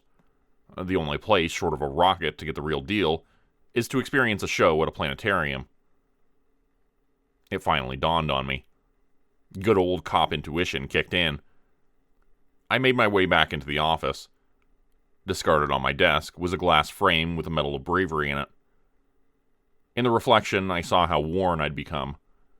Dark black bags clouded under each tired eye. The gray in my beard and hair was more pronounced. It was hard to say it, but I didn't recognize the man looking back at me. I ran a finger over the placard. Harry Cross, May 2008. For outstanding bravery. Some would say it was the height of my career. An award for saving a kid's life from an abusive and suicidal father. To tell you the truth, I don't remember the kid so much. He was a frightened ball huddled under the concrete run of a rooftop. I was shopping at the time. Might have been a birthday, I can't remember. A commotion was happening on the street. A large group of people were pointing and shouting up at this building. Some degenerate had a kid around my son's age hanging over the side of the building with a noose around his neck. While everyone was shouting and screaming for the man to stop, I broke down a door and charged up to the roof. The man didn't hear me. He was too busy chanting some Bible shit as loud as possible. I don't think the guy knew anything about executions or killing as I stalked closer. The belt around the kid's neck was too stiff. It was the only reason the boy was still alive. I gained his attention and he went all skittish. Started blabbering about how his son was the spawn of the devil. How the only way to save him was to purge him of his sins and send him right back to hell. I did what I was trained to do. I picked up a piece of wood laying on the roof and hid it behind my back. Then I soothed him and made him feel calm while I edged closer. When the moment came, I took him out. But not before the dad dropped the kid. Luckily, the boy grabbed the side of the building and I managed to pull him up. The father was out cold, blood running down his face from the broken nose. His shirt was untucked and pulled up from the fall, so I couldn't help but see all these cuts all over his body. I investigated. The sick bastard had carved the number 14 and 12 all over his torso. I didn't know what it meant, and never found out. I called it in, and on-duty police took over. It was funny how I remembered it, because the press got a hold of the story and wanted to do a whole spread in the newspaper. The superintendent thought it was great publicity, and went to the trouble organizing a grand ball and reward celebration. It was a night to remember. However, I must have had too much wine because I don't remember much. I looked down at my wife and ran my fingers through her hair. She snored softly. Julie loved everything about that night. She had boasted to all of our family that I was a hero. Shame I couldn't be that guy when we needed it the most. The event was held at the Cutty Sark. The bastard knew that, too. Greenwich was the center of the British naval empire, and the Cutty Sark, although a tea-clipper and not a naval vessel, sits at its center. How did I miss that? And to top it all off, you can see the stars at the Royal Observatory. I should have known he would use something like that for his silly game. The location fell perfectly between the two clues. With God, you can unload where no souls tread. My letter can break codes, but for now, dread. He shines in darkness, she in light. Find one at its center, and one at your height. To find what you seek, walk among the stars. Only then will you find, where ships set sail and greater men gloat, a package all tied up in a bind. Nervous energy coursed through my body. Finally, I had the location of the murdered girl. I knew where to find her. I hesitated, unsure if I should call Rowland or not. Monroe's words sounded in my mind. Rowland should know better than to involve me in a current investigation. He could jeopardize his career. As I grabbed my keys from the hall table, my decision had been made. I respected Rowland too much to let him put his career on the line for me, even after all we'd been through. As I came out of my home, the heavens opened. Thick peals of thunder shook the dark gray sky. Greenwich Park was far, and the deluge of rain wasn't helping the traffic. "Move!" I shouted at the car in front. The rain smashed against the windshield. "It's just a bit of rain, for heaven's sake." But it wasn't a bit, it was a wall of rain. A variable downpour. The stream of water on the road splashed up like ocean surf as a car sped past. The wipers worked hard. The swish of the blades colored my vision with the red of taillights. I was going far too fast for such conditions. I knew that, but I didn't care. I couldn't believe I was going to find another clue, however morbid that sounded. I wanted to find the dead girl's body. It overpowered my need for anything else. Even my reckless driving. Xander wasn't dead, and that was a big uptick in my scale of hope. I increased my speed as the car moved lanes. I gripped the steering wheel so tight that my knuckles turned white. Rain pelted the car. My speed hitched up. 70 miles an hour. 75. 80. The windshield wipers flipped erratically. My mind was so preoccupied that I nearly didn't see the smash of red brake lights ahead. I slammed my foot down hard on the brake and the car started to skid. The car shuddered and fought for traction. My heart sprang into my throat. Suddenly, the tire bit down and squealed, turning my car to the left. I tensed up, closed my eyes, waiting for the impact. The car shuddered to a stop. I opened my eyes. My bumper was millimeters away from the car in front. I gripped the wheel. Straight-armed and breathing hard, car piled up in behind. The sound of angry horns showed their protest. For a few seconds I sat unresponsive until I breathed in relief. The shock outweighed the urgency of my situation. I could have died. What would that have achieved? I chided myself for being erratic and swallowed my anxiety. The car in front moved off. I twisted the wheel and righted my car. Traffic started to move forward sluggishly. I took a steadying breath and pulled away. The rain eventually slowed to a stop. The sun, forever hidden behind the blanket of gloom, split the canvas sky from bleak gray to an enjoyable palette of yellows and oranges. I wound down the window and let the cold air clear the heated windshield. I saw a sign for Blackheath and indicated to exit. Traffic followed. As I passed over the heath, the sun dispelled all the clouds. Bright slants of light speared down into the park like a sign from God. I raced up to the entrance. The near-death experience was completely out of my mind by the time I reached the black metal park gates. Once inside, I drove slow due to dog walkers and joggers along the boardwalk. Trees dotted at equal lengths lined the pathway towards the observatory. Beyond the trees were vast fields of rolling green grass. Even though the rain stopped, the park teemed with people eating and talking. Up ahead, a statue of a Navy general stood at the peak of Greenwich Park. Beyond laid the vista of the Royal Naval Museum, Greenwich Town Square, and the white sails of the Cutty Sark. I knew I was right. She was here somewhere. Xander loved playing on the slope when the rare snow covered it. In happier times, Julie would toboggan down the steep hill with him. I even did it once. I pulled my back, though, so it wasn't all shits and giggles. I turned my attention away from the stunning view of the Royal Observatory. If the girl was anywhere, it had to be here. But where was the question? It wasn't a place where someone could hide a body. It was teeming with people already. How the murderer had managed it was beyond me. I parked and walked to the entrance, a doorway with a little serving hatch at the side. A young man behind it gave me a nod. "Just the one? That'll be a tenner." I reached for my wallet and selected the right note. "Audio tour?" He smirked. "No thanks." I grumbled out and snatched the interior map out of his hands. He lost his smile briefly before placing it back on for the next customer. I flicked out the map as I glanced around the courtyard. Nothing seemed out of the ordinary, so I moved forward. The map was practical. It showed me all the public areas and detailed the outside spaces. My anxiety started to make my hands sweat.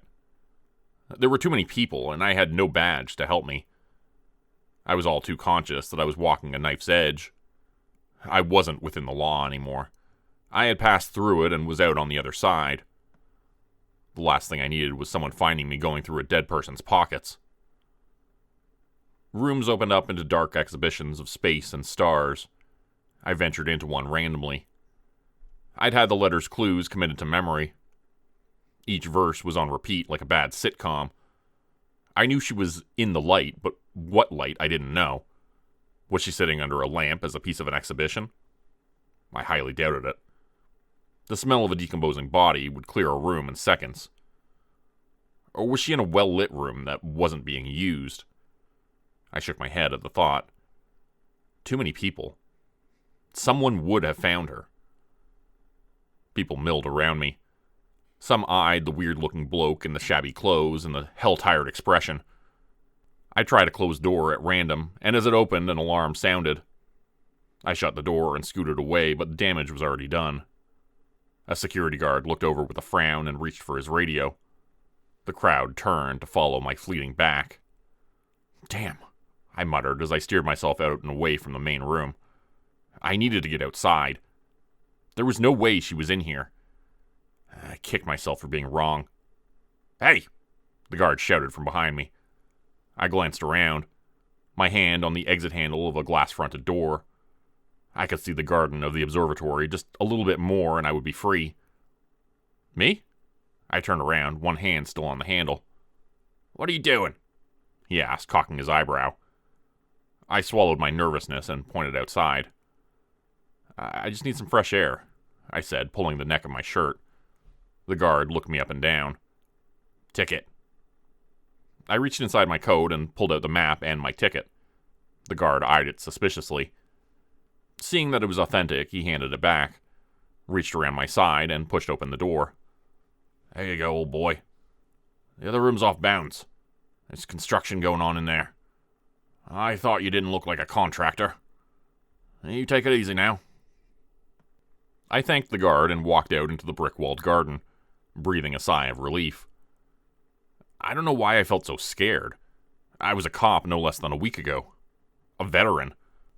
A man who had seen more than his fair share of London's gritty underbelly. And there I was scared of getting caught? I laughed and glanced up at the dome of the planetarium. Its coppery and shiny shell made the laughter die in my throat. She's in the light. I wondered if the killer was trying to tell me that he had hidden her in plain sight. Would that mean she was in the light of the sun, rather than the light of a lamp or a room? There was only one way to find out. The next problem solved itself in the manifestation of a wrought iron ladder. With a quick nervous glance, I spied through the glass door to see if the guard had gone away, then jumped the "keep off" sign and started to climb. At the top, the roof spread out like a dumpy cross. I couldn't help but think back to the church. I went left, intending to sweep the whole roof in one go before moving on to the next. Two of the roofs held wide glass skylights, and I could see that both were free of what I was looking for. I hopped over the last outcrop of architecture and stopped dead. I had found her. Someone shouted from below, and I turned to see the guard pointing up at me. I'd run out of time. My heart pounded in my chest as I made my way to the body. My legs felt like jelly. I moved quickly as the twangs of the iron ladder echoed off the dome. Urgency drove me forward, even though my body wanted to resist the sight before me. A murder of crows feasted on the flesh of her naked body. Her limbs spread out in a cross formation. I shouted and stomped the metal roof, scaring the crows away. Her body was mutilated beyond recognition. I could see pieces of her bones through the holes pecked out by the birds, but the vision the killer had was still there. Her legs were tied together, a big nail driven through her feet. The legs ended at the top of her thighs in bloodied stumps. Dried blood colored the cream roof a dirty brown. The crows had eaten their way into the soft flesh of her inner thighs, and the muscle and fat oozed out. I stepped closer, and a crow, wet with gore, popped out of a hole and squawked at me. I flew backwards in terror. My hands shook as I rolled to my knees and stood. Her right arm was stretched out and likewise tied and nailed through the wrist to the roof. If I didn't know this was a girl, I wouldn't have been able to tell. Her face was a mass of rotten and eaten flesh. Maggots crawled around the festering wounds. I bent down and felt behind her legs. My hands came away sticky but empty. I did the same around her arms. I stepped gingerly into the space of her missing torso. The smell of carrion arose up. I heaved and struggled to contain my stomach. With nothing left, I lifted her head and found the letter rolled up like a cigar. I heaved again. The lady's one eye rolled in the socket. The milky stare accused me of the vile deed. I picked up the note and dropped the head. The wet sound of bone crushing on the roof was the last straw. Bile rose to my throat and I retched, the burning sting of vomit blinding me, to all around me. Someone shouted. I scrambled backwards. I panicked as my feet slipped in the dried blood and I landed on the body. I gagged again and rolled off. My clothes were slick with her bloody gore. The smell intensified. With every breath, I smelt death. It clung to my nose, clogged my throat. Another shout alerted me to my diminishing time. My fingers, slick with filth, peeled the letter open. It unfolded in my shaking hand. I knew I was going to be caught. I wiped the tears of vomit with the back of my hand. The guard's angry face appeared around the corner. I had to read the letter, and fast. I couldn't afford to lose it. Bumbling the words, I began to read. With each verse, the guard came closer, hands outstretched, pleading for me to step away from the edge. I hadn't realized I was so close. I glanced back, and vertigo hit me. I stumbled forward, the letter still in my hand. I began to read again. Dear Detective, I'm so glad you are playing my game. If it wasn't for you, I wouldn't get atonement. There's only one body part left to collect, if you were wondering. I've left your son's finger. Maybe I should have sent you his hand instead. Perhaps offer it on the altar. Would that make you forgive my sins? Your son won't forgive easily, but he will beg for forgiveness. Men grow corrupt, but boys, they are malleable like putty. They can be broken. Their will crushed, hope shattered. Like Xander's hope that you would save him. You trespassed against me once. Do you remember? I do. I haven't forgotten it. It's your fault this is happening. He said I should forgive you for it, the Heavenly Father. He said I should let go. But I can't. Just like my father, he lied too. For the longest time, Harry, I've wanted this moment. I will cherish the bittersweet ending too. No more clues, Detective. Time has run out. Also, I've run out of fingers. Do you know what that means, Detective? Please, forgive my haste. Time is thin. I must be ready. My last piece is you. N. I looked up to the face of another guard to my left. I looked right, and another was there, hands out front, ready to intercept. The first guard's steely eyes watched my hands closely. I didn't hear his shouted commands. My head felt like it was going to explode. N was going to execute my son. I knew deep down in the terrible pity of my shame that he had been toying with me all along. He'd left my son to the last for a reason. That thought made me bend over and retch again. He wanted me to watch. With a ragged gasp of air, I looked up in time to see the guards bearing down on me. I took one step forward, more of instinct than anything else, as they barreled into me. I crashed down, my head hitting hard on the concrete roof. My vision swam with clouds of black. Somewhere, a voice laughed. A memory of a boy on a swing. My son. My eyes closed as his laughter grew. And then, my world went dark. I couldn't tell you the number of times I've been in the back of a police car. Probably thousands. But with handcuffs? None. I awoke to paramedics tending a gash on my head.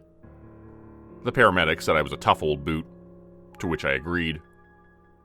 The number of beat-ups, scrapes, cuts, and bruises I'd sustained on the force was immeasurable. Still, it had been a little while until I remembered why I was there. Handcuffed to the gurney. The sight of blood on my hands only confused me more. Then I saw the two men carrying a body bag to the black ambulance. It all came back to me. The girl, the body, the letter. I patted my coat. Fear rose up as I felt nothing. No case, no letters. I couldn't find them. The urgency to find my son came crashing back. I didn't know the arresting police officers. a tall, blonde-haired man with a ginger beard, or his partner, an equally tall blonde lady with short-cropped hair, who looked down at me like I was something stuck to her shoe. I didn't care to make anything known to them. After a round of questions, I asked for a lawyer and to speak to Detective Leon Rowland. Blank stares met my request and another round of repeated questions. I knew that my story would appear weird. Damn, even I would have thought the same of some blood-smeared old man if he told me the same thing. We rode in silence. I saw the lead officer glance in the rearview mirror, and his nose wrinkle in discomfort. To me, the car smelt more of body odor than anything else, but my clothes still showed the dried gore of the murder victim. I sniffed the shoulder of my coat and gagged. I was grateful the ride was a short one. I had graced Greenwich Police Station a few times over the course of my career. To bring evidence to a warrant officer or to exchange details on a case, moreover anything else. Over that time, I'd met a few of the constables there. Lifers, you could say. Married to the job as I was. One such person, Joe McLean, stood behind the warrant office's glass counter. He turned away from a light-hearted conversation, his chuckle melting to a frown as he saw my disheveled face. Harry? Is that you? I felt shameful approaching the bench. Holding yourself to a high standard has one too many pitfalls. Mainly being, if you fell, you have a long way down. The arresting officers glanced at each other at Joe's welcome. You know this man, Sarge? The man said as he placed his notes on the counter. Know him? Of course I do. This is Detective Harry Cross. He was making the streets of London a better place before you could pull up your own socks. The officer scrawled as Joe turned to me with a puzzled frown. What the hell happened to you? Hey, Joe. Would you believe the wrong place at the wrong time? I said with a shrug. He was found on the roof of the Royal Observatory, said the lady, with a mutilated body. From what we can tell, the deceased is a female. She's en route to the Greenwich morgue to go under a post-mortem. We're not sure how useful that will be until we get this sick fuck to tell us what he's done with her torso. I made no reaction to the accusation. Instead, I leaned forward a fraction and said, I really need to see Detective Rowland, Joe. Can you help me out? I wanted to impress upon Joe that I needed his favor. I needed his help. As someone like himself. I'll call him now, Harry, he said, flicking through the arresting notes. The more he read, the more I felt doomed. Plain as day, I seemed in a bad spot. I had no reason for being up there. I had no excuse.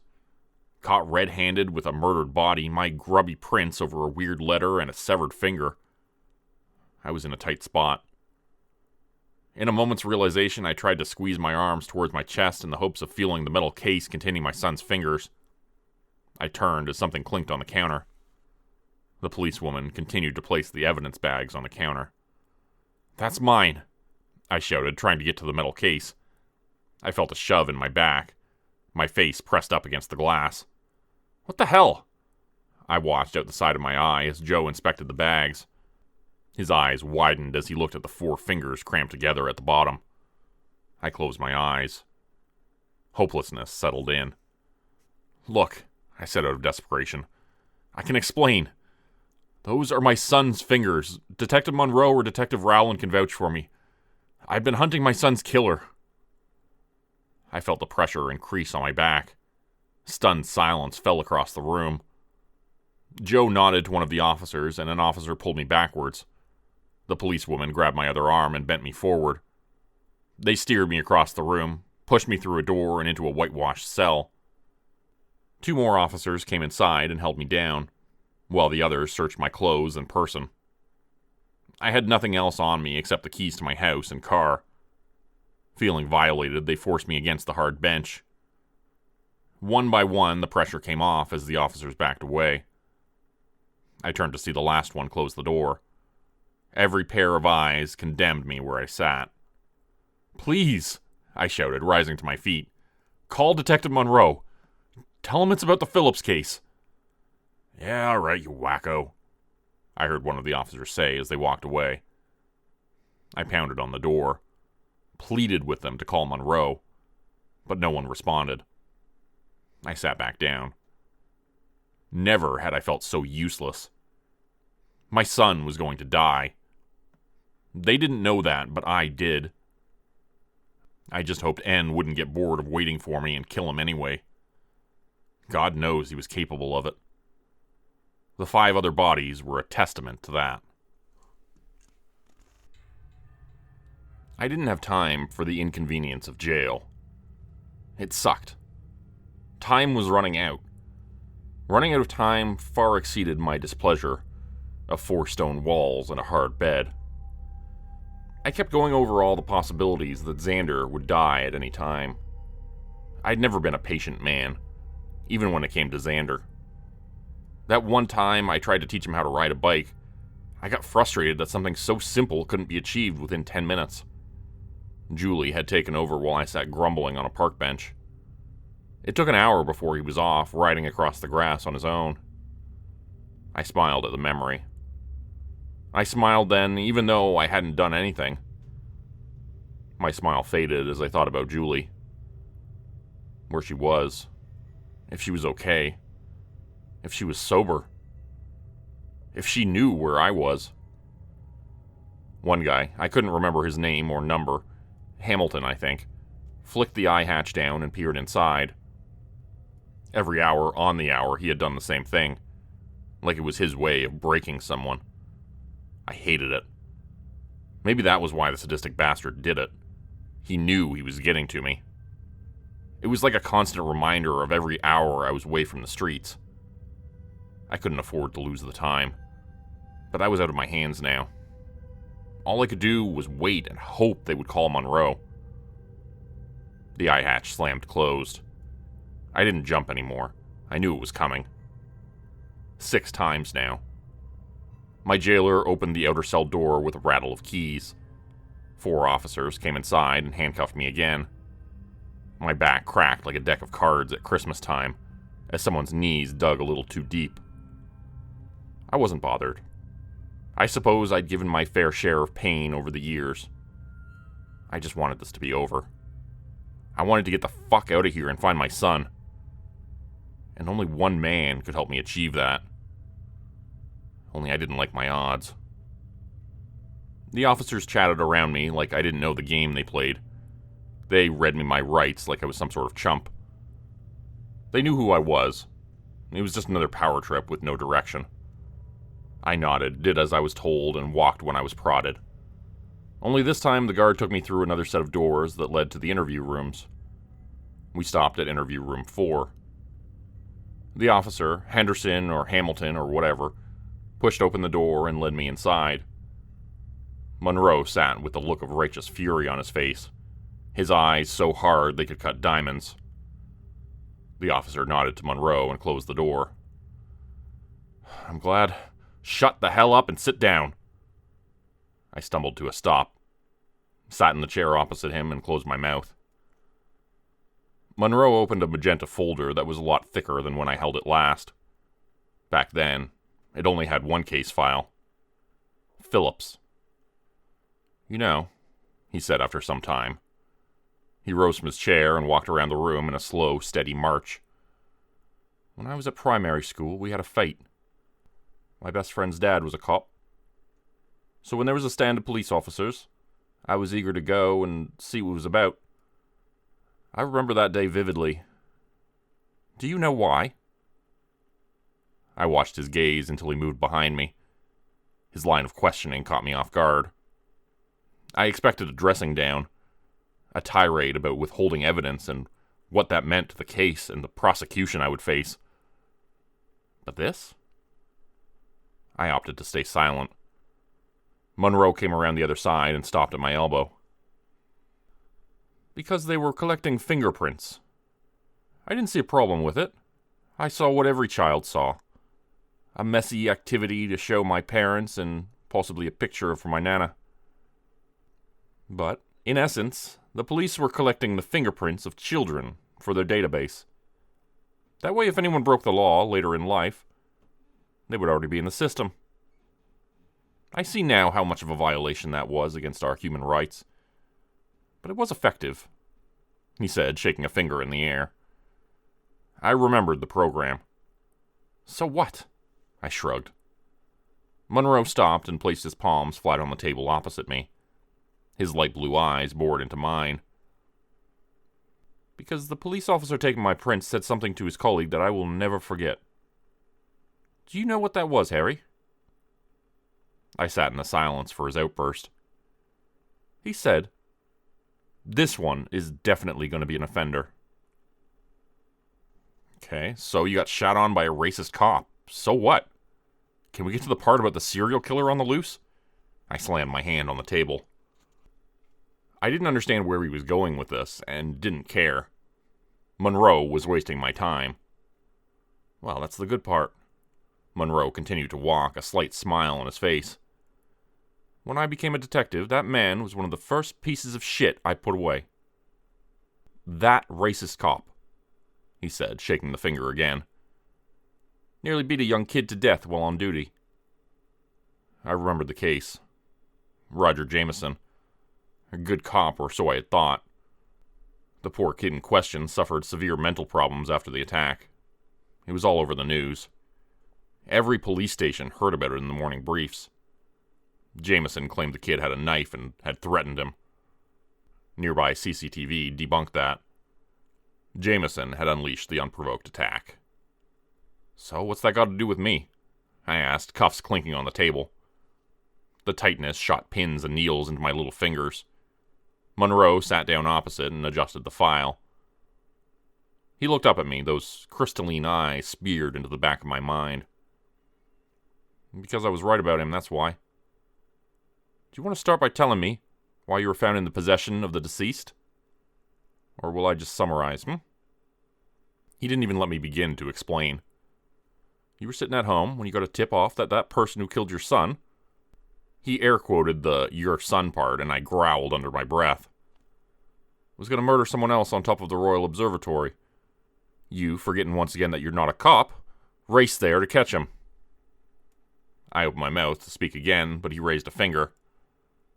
But instead of the killer, the real police turn up to find you.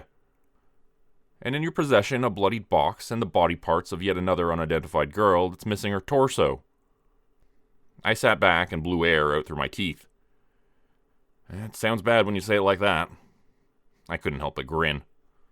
You don't say. Now, here's what I think really happened. You've worked on the force for close to half a century. Have nothing to show for it. 3 weeks out from retirement and you think, fuck it. I'm going to leave a legacy behind. So you kill Phillips. But you get home, you rethink your brash actions. How best to convince the world you're not the one the police are looking for, than to have your own son go missing. Now, with everyone sending their sympathies, you go on a murder spree until you get caught. Am I close? That's bollocks and you know it. Do I? You found Phillips. You found the guy in the church. You found the girl just now, he said, ticking them off on his fingers. Rage boiled up. I didn't find Hannah, though, did I? Still working on that one. Come on, Monroe, it wasn't me. It took all I had to keep calm. He wanted me to erupt, to lose control. If I gave up the high ground, he'd be in control.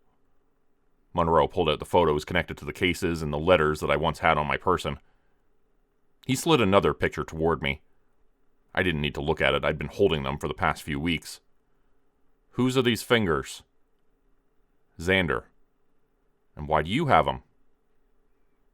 Because the man who kidnapped my son has been leaving them for me to find, along with the letters.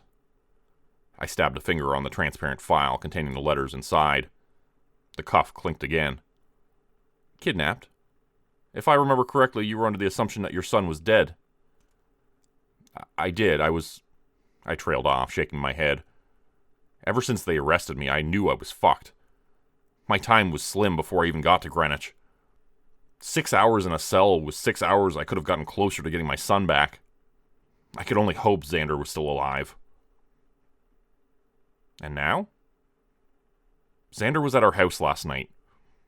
The sick bastard who's got him made Xander post that letter and leave one of his fingers. Monroe sat back with his arms behind his head and blew out a breath.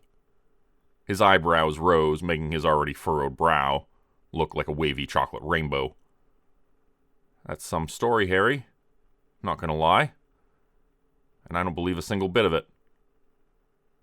I didn't fucking kill anyone. My guard fell. I knew I was being rash.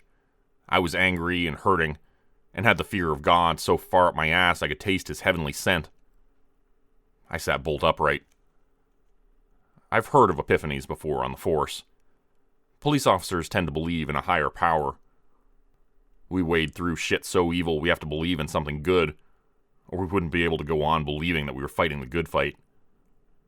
I've heard moments of clarity so bizarre that the teller swears it was divine influence.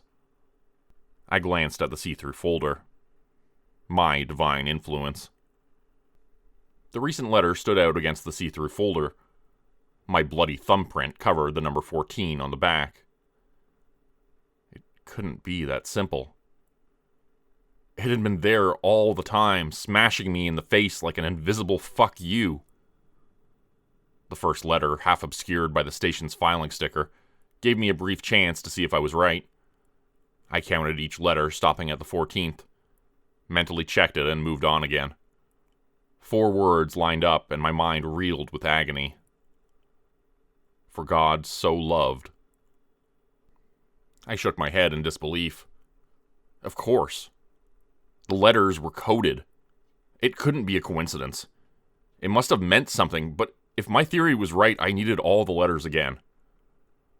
So, here's the deal, Monroe said, twirling a pen in his hands. We are searching your home at this very moment. When that search turns up something, you'll be going down for a 4 count. But you can make this easier on yourself. You remember I was a cop for 30 years, right? I said, trying to stall him. I needed to catch more words from the letter. I know what's going to happen. I didn't kill anyone, and you know it. My policing years honed me well. I saw a brief widening of his eyes before they were back to his normal condescending look. Monroe held my stare for a long time. 30 years a cop against a rookie detective that had some talent. He was trying to figure me out, wondering if I was lying or telling the truth. In the meantime, I was doing the same to him. He knew something I didn't know. Something that might be important. Something I needed. Monroe finally broke eye contact. He slid the picture of Xander's fingers across to me again. Whose fingers are these? Without looking, I slid them back. Xander's. Do you remember the database I was talking about? So he searched the prints. I would do the same too, but I knew Xander's prints were in the system, so I wouldn't bother checking. Don't patronize me. I know Xander's prints are in the system. I put them there when he came to work with me on Bring Your Child to Work Day.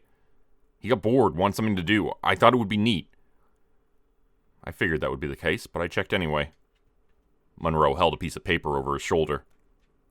There was something about the way the corner of his lip turned up in smugness that I hated. I envisioned myself smashing the grin off his face, shoving that piece of paper so far up his ass. The silence stretched, and along with it my curiosity. And? They're not Xander's. He brought the paper down in front of me. 3 words. 3 words that broke the very foundation I stood upon. Again. Who? How? I stammered, unable to control the shaking in my voice. We don't know. Monroe's shoulders slumped a little, and the turned-up lines of his forehead vanished. I didn't know how, but his demeanor changed as he stared at the loss in my eyes. Monroe leaned back and blew out his cheeks. I was sure it was you, but now... He stood up and walked over to the door and peered out the window. You really believe those were his fingers? I nodded, unable to push the words past the lump in my throat. My head was spinning with the revelation. Then I remembered the letters. I stretched my fingers towards the folder. My fingertips slipped on the smooth surface a few times. Eventually, I managed to pull open the folder. I lined the letters up according to the dates I received them. Monroe walked back and stood over my shoulder. What are you doing? He asked, cocking an eyebrow. These letters, I thought it was just the killer gloating, but I think he's been playing with me. The first case, Phillips. I placed that one to the far left. Second, delivered to my door by Xander after the heart victim, Hannah. That went next. Third, the guy from the church in Forest Hill. Fourth, the latest victim, the girl on the roof. But something was not right. They seemed out of order, but how? My detective brain switched on without a second thought. My eyes ran over the words as my mind filled in the gaps. I reordered the letters. Phillips was first, but Hannah wasn't second. N stated in the letter that she wasn't meant to be found by you, Monroe, and that he had already killed another 2 people. That meant the guy in the church and the girl on the roof were next, and that Hannah was last. I flipped the photo of the fingers over.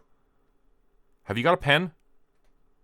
Monroe reached into his suit jacket pocket and handed me an elegant pen. His eyes roamed over the letters. I hadn't seen it before, the code. It had been there all along, but I was blind through the grief of losing my son. I counted under my breath and ringed each 14th letter. I wrote them on the underside of the pictures of the fingers I'd been carrying around. Fingers not belonging to my son. Slowly, a sentence formed. Then a paragraph. Each letter revealed a hidden message. Monroe and I exchanged perplexed looks. What are they? I asked. Monroe slid them toward him and grunted under his breath. Bible verses. Monroe bent down and scribbled away. He stood up, raised the paper, and started to read. For God so loved the world that he gave his one and only Son, that whoever believes in him shall not perish, but have eternal life. John 3:16. He glanced down at me. Is that why N took your son? I shrugged. Monroe brought the paper up again and read the next verse.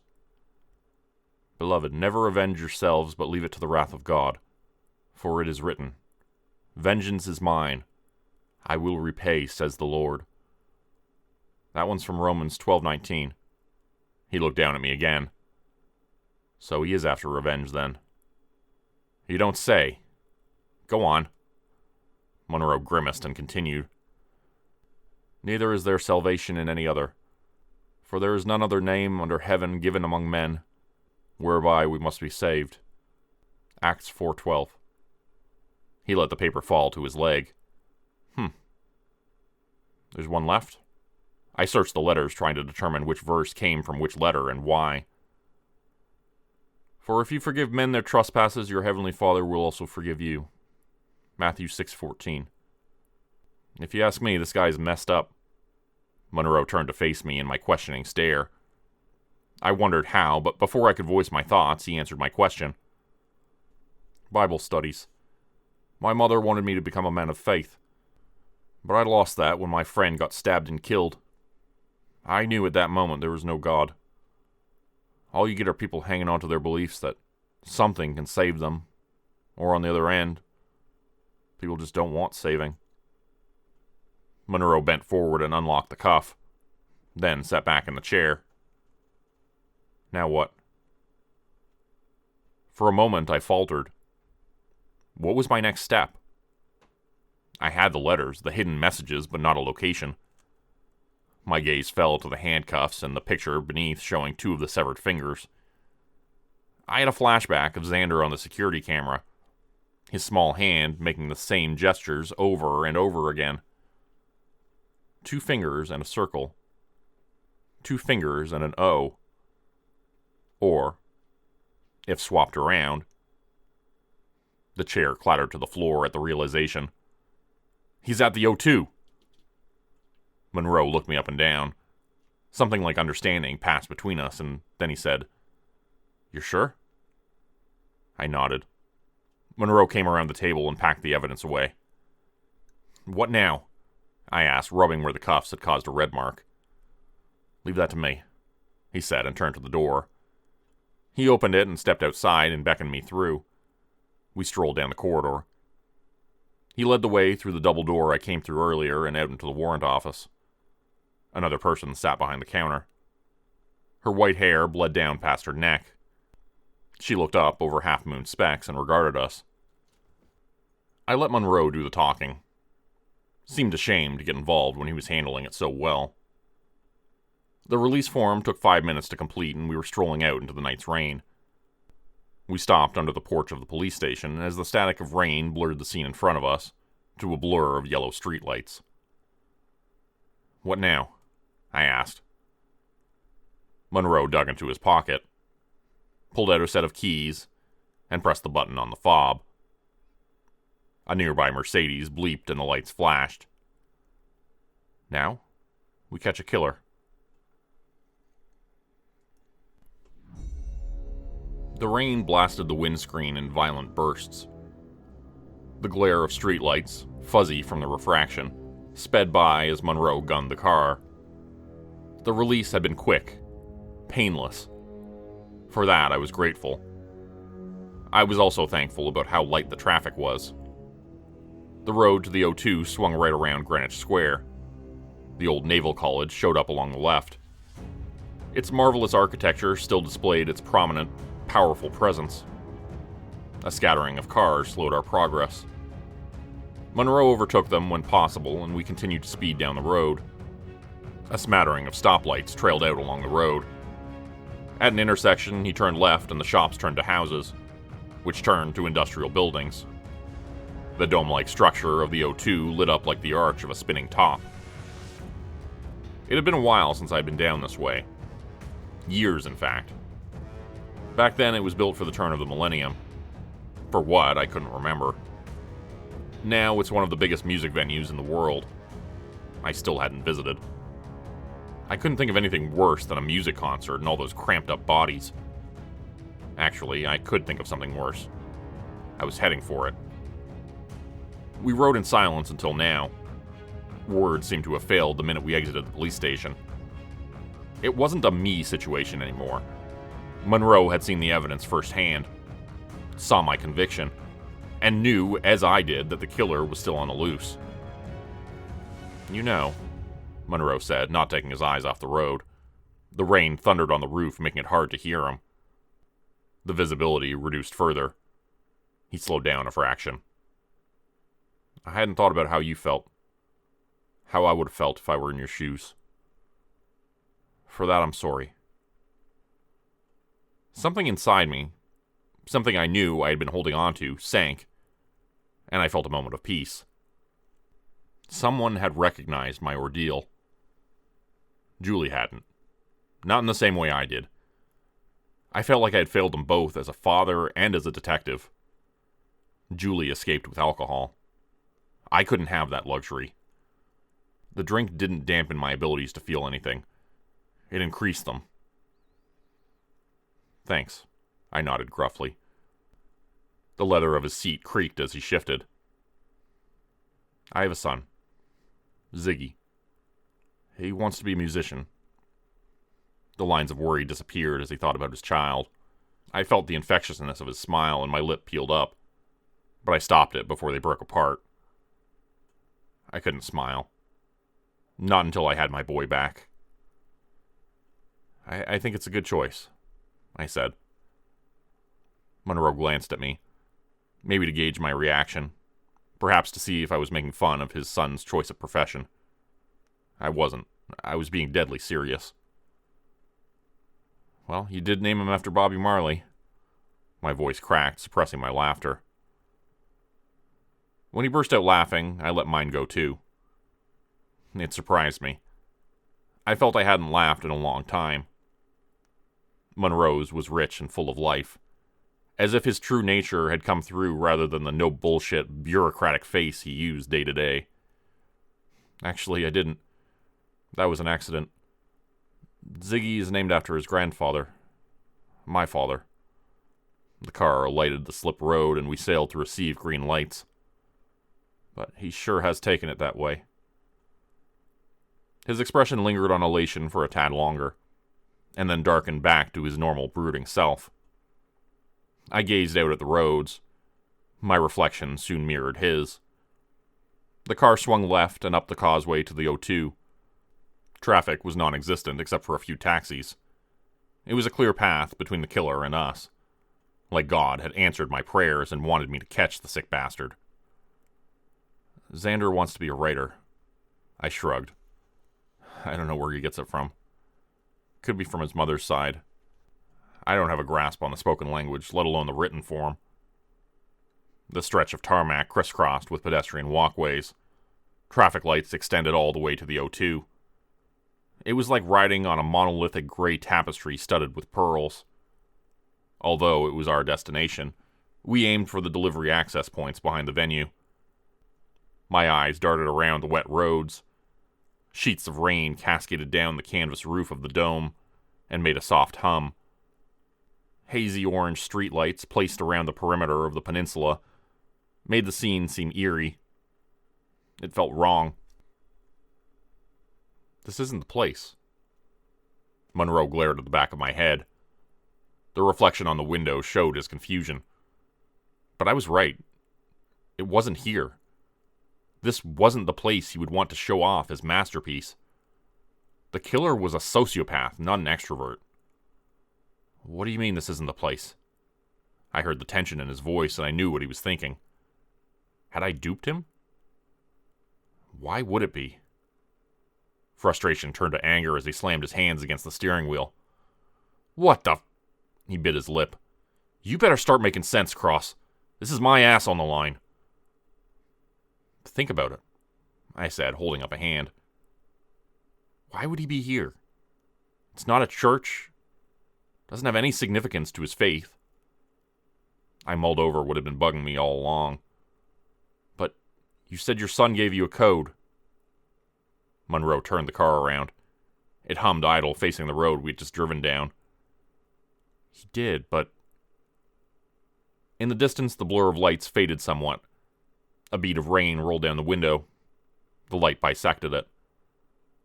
Suddenly I remembered the last time I was down here. Xander wasn't even born. Wasn't even thought about.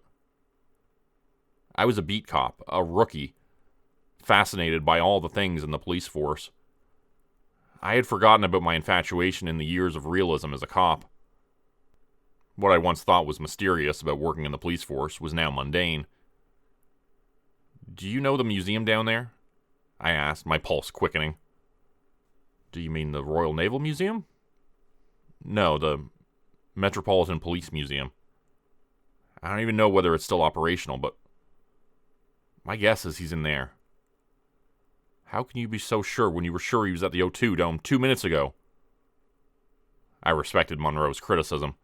It was only right. I had allowed my son's code to blind me. Instead of putting it into a profile, I allowed myself to regress back to a rookie.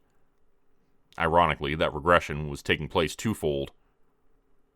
Because every murder hasn't been random. Each murder location was intricate to me.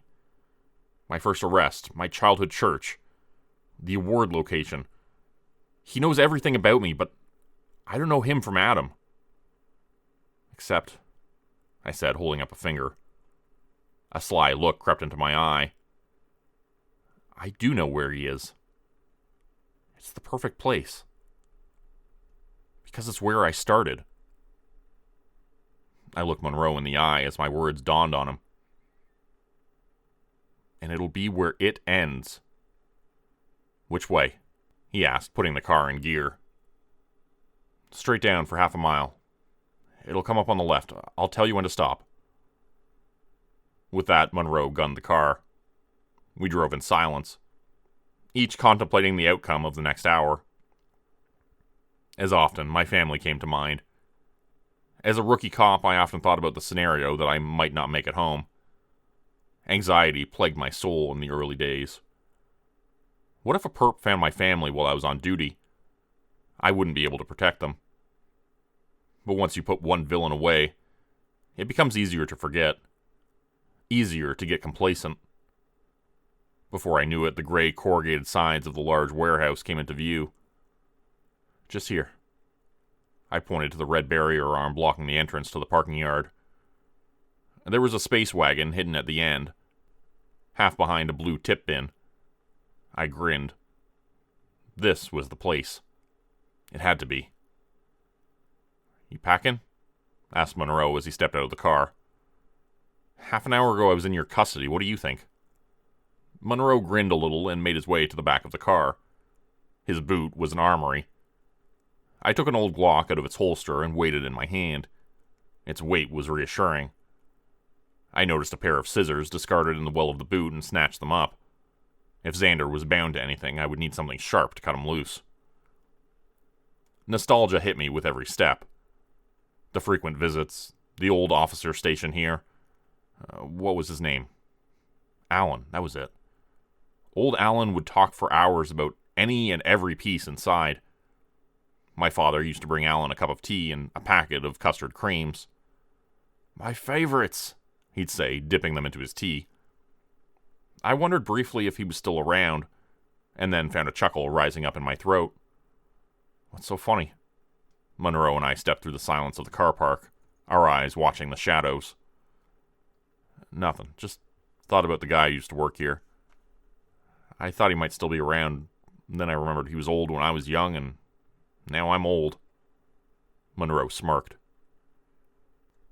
The first door, a faded pillowbox red, had scuffed black letters that read, "Exhibition." It stood firm against my gentle pressure. I motioned for Monroe to follow and stepped along to the sliding shutters covering the roller door. I didn't need to push it. I raised a hand and a steady breeze struck the back of it, as wind sailed through the cracks. It stood ajar. Someone had forgotten to lock it. No. That wasn't right. It was left open for us. I motioned to Monroe again and slipped through. Inside, it was as black as night, and near impossible to see anything. "It's no use," I whispered to Monroe. "He knows we're coming, and I can't see a thing in here. We need to find a light switch." Monroe nodded and indicated with a finger which way he would try. I nodded back and moved to the right, feeling along the shutter until I got to the wall. Like a mime, I dressed down the wall. The room smelt of old packing tape and mold. I crept along, one ear listening for any sign of movement. The walls were rough and cold to the touch. I hoped Monroe was having a better time than I was. Each step peppered me with anxiety. My hand came across something wet. My hand came away instantly. Gingerly, hoping it wasn't blood, I brought it to my nose and sniffed. Relieved that it didn't smell like blood, I wiped my hand down my coat and maneuvered around the spill. I heard a muffled cry along with a dull thud. It set my heart on fire. It must have been Monroe. That meant two things. Monroe was down, and I was right. And was here. Frantically, I continued my search. My fingers brushed many strange things in the darkness until I landed on a plastic box. I moved them up and over it until I discerned 4 sharp stumps. I threw them all, and the lights flickered to life. As I turned, like a ringmaster uncasing his show under the big top, I stood face to face with the man who took my son. Time seemed to stand still, like I was trapped in water and could barely move. I noticed the mad glee dancing in his eyes. I also noticed Xander strapped to the metal pole of an industrial shelf. My gaze snapped up past his head to a series of pulleys. I followed the ropes to their ends, and fear gripped my heart. What I thought was a machine above was actually a makeshift open-faced guillotine. The wicked blade was dark and crude, like a folded-out shovel sharpened to a keen edge. It was a pendulum of death. I followed the ropes back and found them attached to the wrist of a bandaged hand. I hoped he had cut himself while making the contraption. I hoped it hurt. A lot. My eyes scanned N's naked, scarred torso and then back up to his dancing eyes. "Forgive me, Father, for I have sinned." He bowed theatrically. I took a step forward and noticed Monroe on the floor. I couldn't see any blood and hoped he wasn't dead. I needed all the help I could get. "Monroe?" and arched backwards and laughed. The echo rang around the storage boxes of the warehouse. His eyes rolled as he threw his head back, arms outstretched. I watched him, thinking he was possessed. I stole a sidelong glance at my son, Xander, but he didn't notice me. He was either drugged or unconscious. I didn't know which, but he was alive. N came to a stop, eyes closed like he was in prayer. For once, I didn't know what to do. I was frozen like a dog that caught a rabbit and didn't know what to do with it, or wasn't sure if the rabbit would bite back. N's eyes snapped open. "It's been 20 years since my last confession," he grinned. Somehow I knew that I was intricately involved in that confession. I leveled my gun at the man and barked, "Give me my son, or so help me!" "God?" he said, biting the words off. He tugged the rope attached to his wrist and smiled. "He can't help you. I should know. I've asked." N swayed a little like he was drunk. I knew he wasn't. Psychopaths need control. Alcohol wouldn't allow that. The only drug he was on was the delusional kind. Xander murmured, and my attention swung to him. My body shot forward out of parental response. "Ah," he said, tugging the ropes again. "I wouldn't do that if I were you." The message was clear. The one tug made the blade rock slightly. Tether on the small catch that held it aloft. A sharper tug and the blade would fall and Xander would die. I felt sick. My stomach turned over and over into knots of fear and anxiety. "Don't you fucking dare. I'll shoot you where you stand. I'll shoot you before you have the chance to pull it." I hesitated. My hand shook so much I wasn't sure if I would make the shot. I tried to steady my aim. If I missed, that would be the end. Anger burned away the fear. I had finally gotten the son of a bitch. It was far from over, but the searching was done. N didn't react like I was expecting. He stood calm, smirking at my show of authority, like all this was some sick joke. "Shoot me and Xander dies. It's that simple." "Oh, Harry. Can I call you Harry? Seems informal somehow. Yet it is wonderful to finally see you again." He noticed the puzzled look clouding my face. "You don't remember me?" he gasped mockingly. I twisted my head to the side, trying to catch a better view of the man's mottled face. I studied the naked torso and the numerous 14 and 12 scars on his skin. It came back to me like a freight train. N smirked wider. He understood.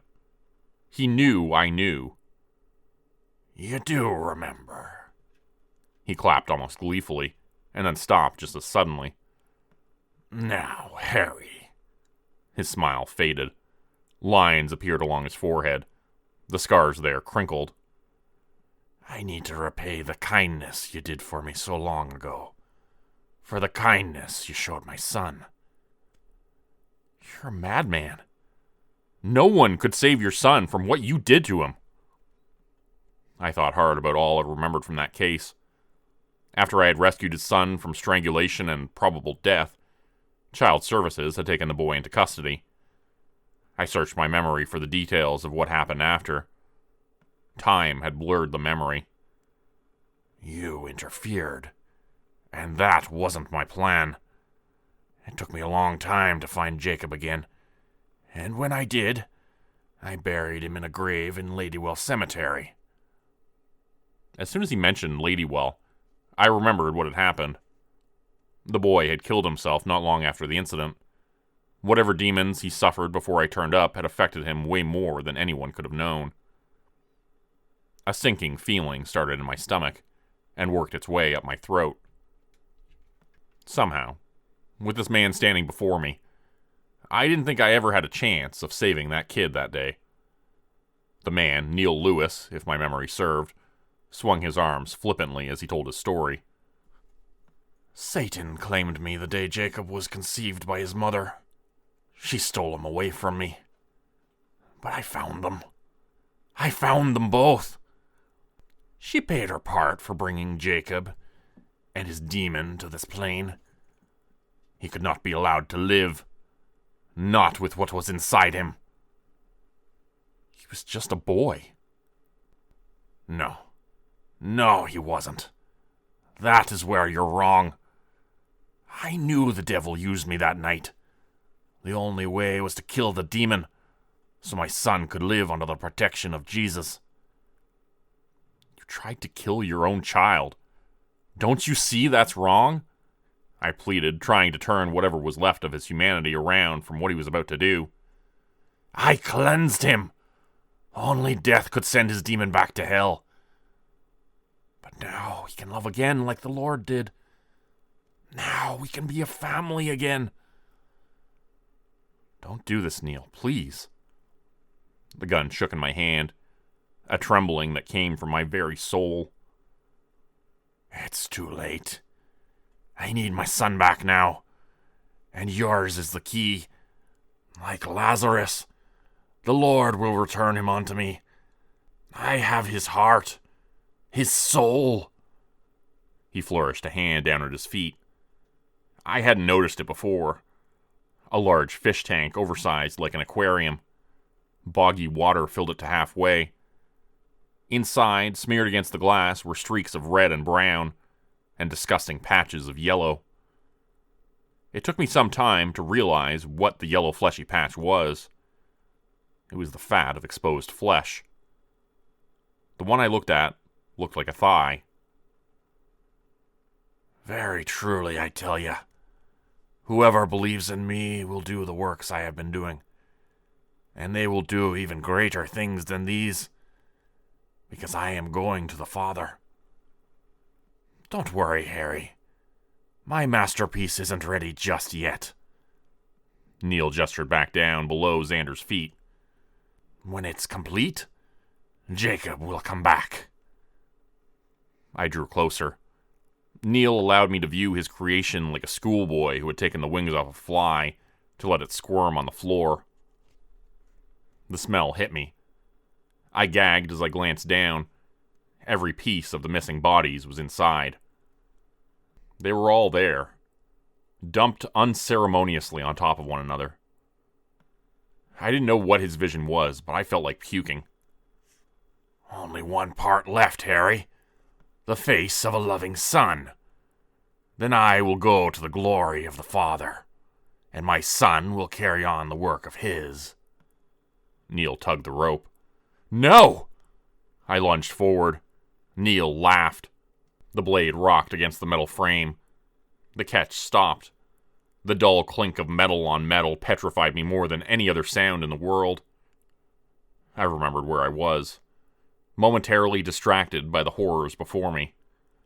My gun fell back at him. What the fuck do you want? Neil lowered his chin, his eyes downcast and sarcastic. What everyone wants, Harry. Revenge. And redemption. You're a nutjob. My mind was working overdrive. I assessed the ropes and pulleys. One big movement by Neil and the blade would release. There was no way of saving Xander. The only way was to get the rope separated from Neil's hands, but I didn't know how. No, I'm not. Do you not know anything about me? He spat. A string of saliva fell down his chin. His red eyes began to water with rage as his thin body vibrated with anger. The tears fell unchecked down his cheeks and merged with his snot. Don't you remember my letters? He screamed almost frantically. I had offended him by not knowing what the wacko wanted. I want you to feel what I felt. He scraped his free hand against his scarred body. The trail of fingers left a blazing white line, underlining a 1412. I want you to feel hollow, to feel the pain and loss like I did. You stole that from me. You did. For years I searched for Jacob. For years I heard the demons mocking me. I stepped back from his onslaught, his eyes wide and searching for the littlest leverage I could get. You took my son from me, You, detective! You took him! He needed me. He needed his father to save him. My heart raced. If I shot Neil, Xander might die. I couldn't reach him quickly enough before he could pull the rope. I was stuck. I didn't know what to do. I was the only one who could save him, he said slowly, softly. The malice was so sharp I felt it cut my soul. You took that from me, Harry. And now, I'm gonna take that from you. It's true what they say. Time does stand still in unfathomable moments.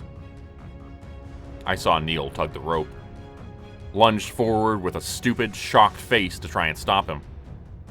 Saw Xander's eyes register me ever so briefly, like he was relieved I had finally come to rescue him. He didn't know I couldn't. The blade came down. Xander's smile faltered. We both knew then that I had failed. The blade thunked against the back of the cage. Xander's eyes went wide, tongue popped out. His head tilted to one side. I screamed as Neil raised his head to the heavens, arms outstretched wide to receive the glory of God. Xander's head continued on its trajectory and toppled off. I heard the wet thud when it impacted the tank. Rage overtook me. My world went blank. They said he didn't stop screaming until his throat gave out. Monroe spoke quietly to Rowland. My best friend and partner knelt by my side and gripped my knee. I'm so sorry, Harry. Tears clouded my eyes and I let them fall to the car park floor. The sun was cresting the horizon. Deep clouds of red and orange spilled out like the sky bled in compassion. What about the killer? Did you get him? Monroe nodded. Harry took care of him. He won't be hurting anybody else. Monroe gripped my shoulder and squeezed. I'm sorry I doubted your cross. I didn't remember shooting Neil. When Monroe said it, I tried to remember, but all that came was darkness. As if a door had closed on my mind. I could still hear the sounds of the memory, though. The sounds of screams and gunshots. I'll sit with him, Rowland said. Monroe nodded and let his grip on my shoulder go. Rowland sat next to me on the wet concrete curb. The flash of blue and red lights from the police car painted the gloomy morning into a collage of colors. Any other morning, it might have been beautiful to watch the colors blend with the building. Make sure you do. It took 5 men to pull him off his son's body. Paramedics are taking Neil out so they can perform a post-mortem. At the mention of Xander's name, my world came crashing back, and along with it, the pain of loss. The inconsolable, gut-wrenching, soul-bleaching pain. I had failed to save my son. Rowland hugged me around the shoulder with one hand and offered me a cigarette. I took it and lit it against the flame of his lighter. You gonna be okay? He asked gingerly. He was never good at the condolence part of the job. I swallowed a lump in my throat and nodded. Let's get you home. I'll tell Julie if you want. A cold flush shook my body. I had to tell Julie I had failed and that our son was dead. I wanted the ground to open up and swallow me whole. The very thought of telling her was harder than anything I had ever had to do. How do you even start to tell someone that? I croaked, shaking my head. Rowland squeezed my shoulder in sympathy. I don't know, mate. But I'll be there with you when you do. The ride home was foggy. I didn't see anything. No cars, no houses, nothing. I was somewhere I wasn't sure I could come back from. Drowning in sorrow I didn't know how to breathe through. It was choking me, strangling the life out of me. We stopped. I didn't want to look up. I knew if I did, I'd see my home and have to face the music. It was selfish, but I didn't want to. I wanted to stay where the pain was numb, where I could almost forget. Before a foot was on my driveway, Julie was out the door. She was bright, eager. "Where's Xander?" She shot me a look, then swept to Rowland. Someone had told her about the rescue attempt. Her smile faltered a fraction. "He's in the car, isn't he?" She chuckled and moved around me, thinking I was playing a practical joke. I grabbed her arm to stop her. "Julie." "No," she shouted, letting the fear of the moment creep into her heart. "Don't you dare." Her smile fell into quivering lines of fright and sorrow. Tears exploded from her eyes as she shrieked in emotional pain. "Please, Julie." "No. Where's my son? You were supposed to rescue our son." She sobbed. I grabbed her into a tight hug. She beat at my chest, yelling in agony. Eventually, her fight died out and we sank to the floor. A week later. Light spilled into the room between the crack in the curtains. The spear of moat-dusted light hit me square in the eyes. I grunted and rolled away. The space was vacant. Had been since the funeral. I wanted to lay there and not get up, but old habits made the bed too large, too uncomfortable to stay in. I yawned and stretched. The covers piled around my feet. I rose groggily. A half-empty bottle of scotch on the nightstand wobbled as I jostled it. Underneath was a copy of Xander's post-mortem and police report. I had read it 1,000 times, almost committed it to memory. The police report confirmed that Neil Lewis had cut off his own fingers and had been posting them to me. I didn't know why. Maybe it was another sick way of controlling me. Maybe he got off on the thought that I clung to his fingers as if they were the most precious things in the world. In reality, they were the very things that would have pulled the rope. The post-mortem reported that Xander hadn't received any injuries prior to the beheading. He was well fed and hydrated. I didn't get that. Why kidnap someone and treat them well?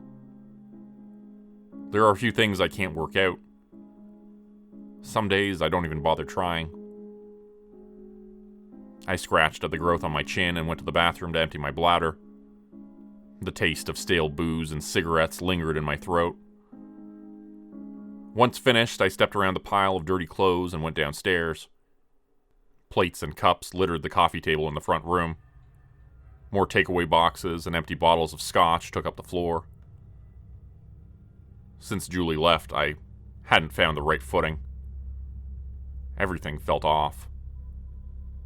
The kitchen was a mess, too. I promised myself today would be the day I would clean myself up. But one look in the fridge made me turn around and head back upstairs. I needed coffee, and there wasn't any in the house. Half an hour later, and I sat on a wrought iron bench overlooking the backdrop of London.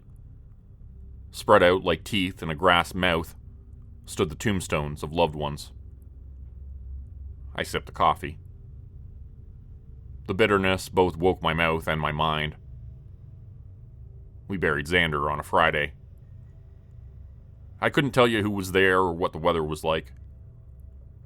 My world crumbled under those umbrellas. I remember casting dirt down on his coffin. If I could have, I would have laid down there and then with my boy and never got up. Julie was there by my side. Only she no longer wore her wedding ring. I understood. I saw him and her as well, and every time I did, the pain came back. I took another sip.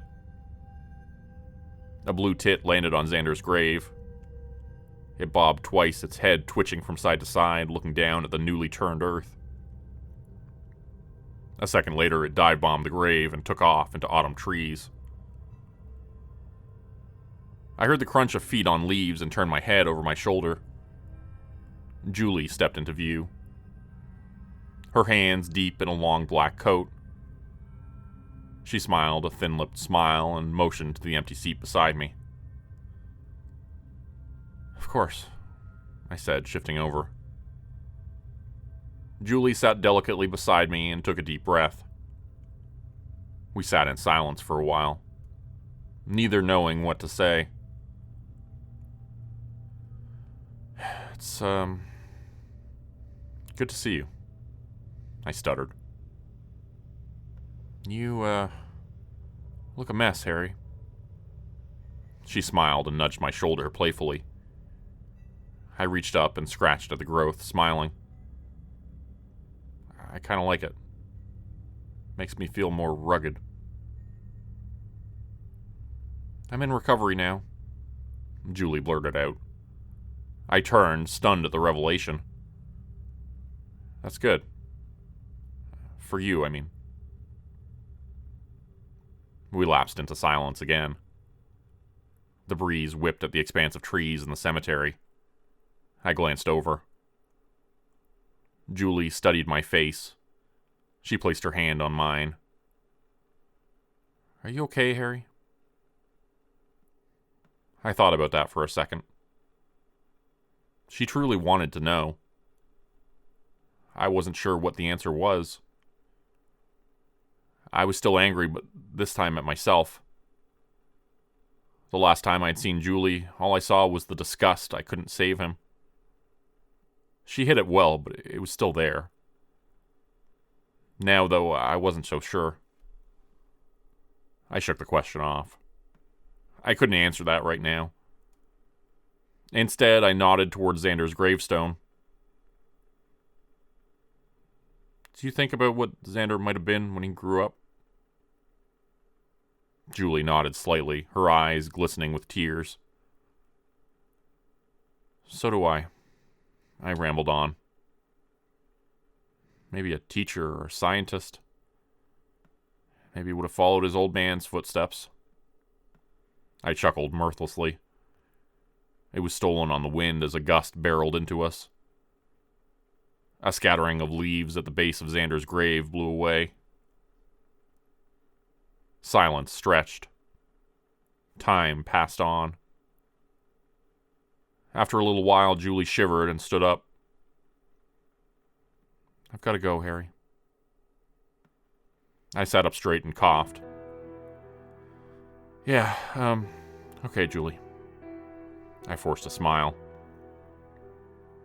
Are you coming back home?" Julie pressed her lips tightly together and shook her head. "No. Sorry, I'm sorry, Harry. I can't. Not anymore." I stood up, forced my hands into the pockets of my coat, and nodded. "I understand." I watched her leave until I lost her to the trees. I sat back down and stayed until I couldn't see Xander's grave anymore. I heaved a sigh and started to walk home. On the way, I passed a liquor store and bought a bottle of scotch. I needed something to calm my nerves. They hadn't been the same ever since that night. Once home, the bottle was almost gone. I didn't bother with dinner, instead electing for the liquid type.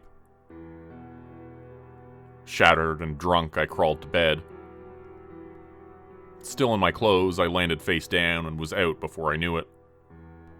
Behind my eyes, ropes and wicked-looking blades with curved, bloodied edges passed by out of reach. Maniacal laughter erupted around me, filled my ears until I thought they would burst. Xander sprang before me, hands outstretched like starfish. I tried to reach out, but my hands were shackled at the wrist by dismembered hands. Xander screamed, and I jolted awake to the sound of my phone ringing. The call display showed Rowland's number. I pressed accept and laid my aching head back onto the pillow. What is it, Rowland? You're not going to believe this, but the numbers are happening again.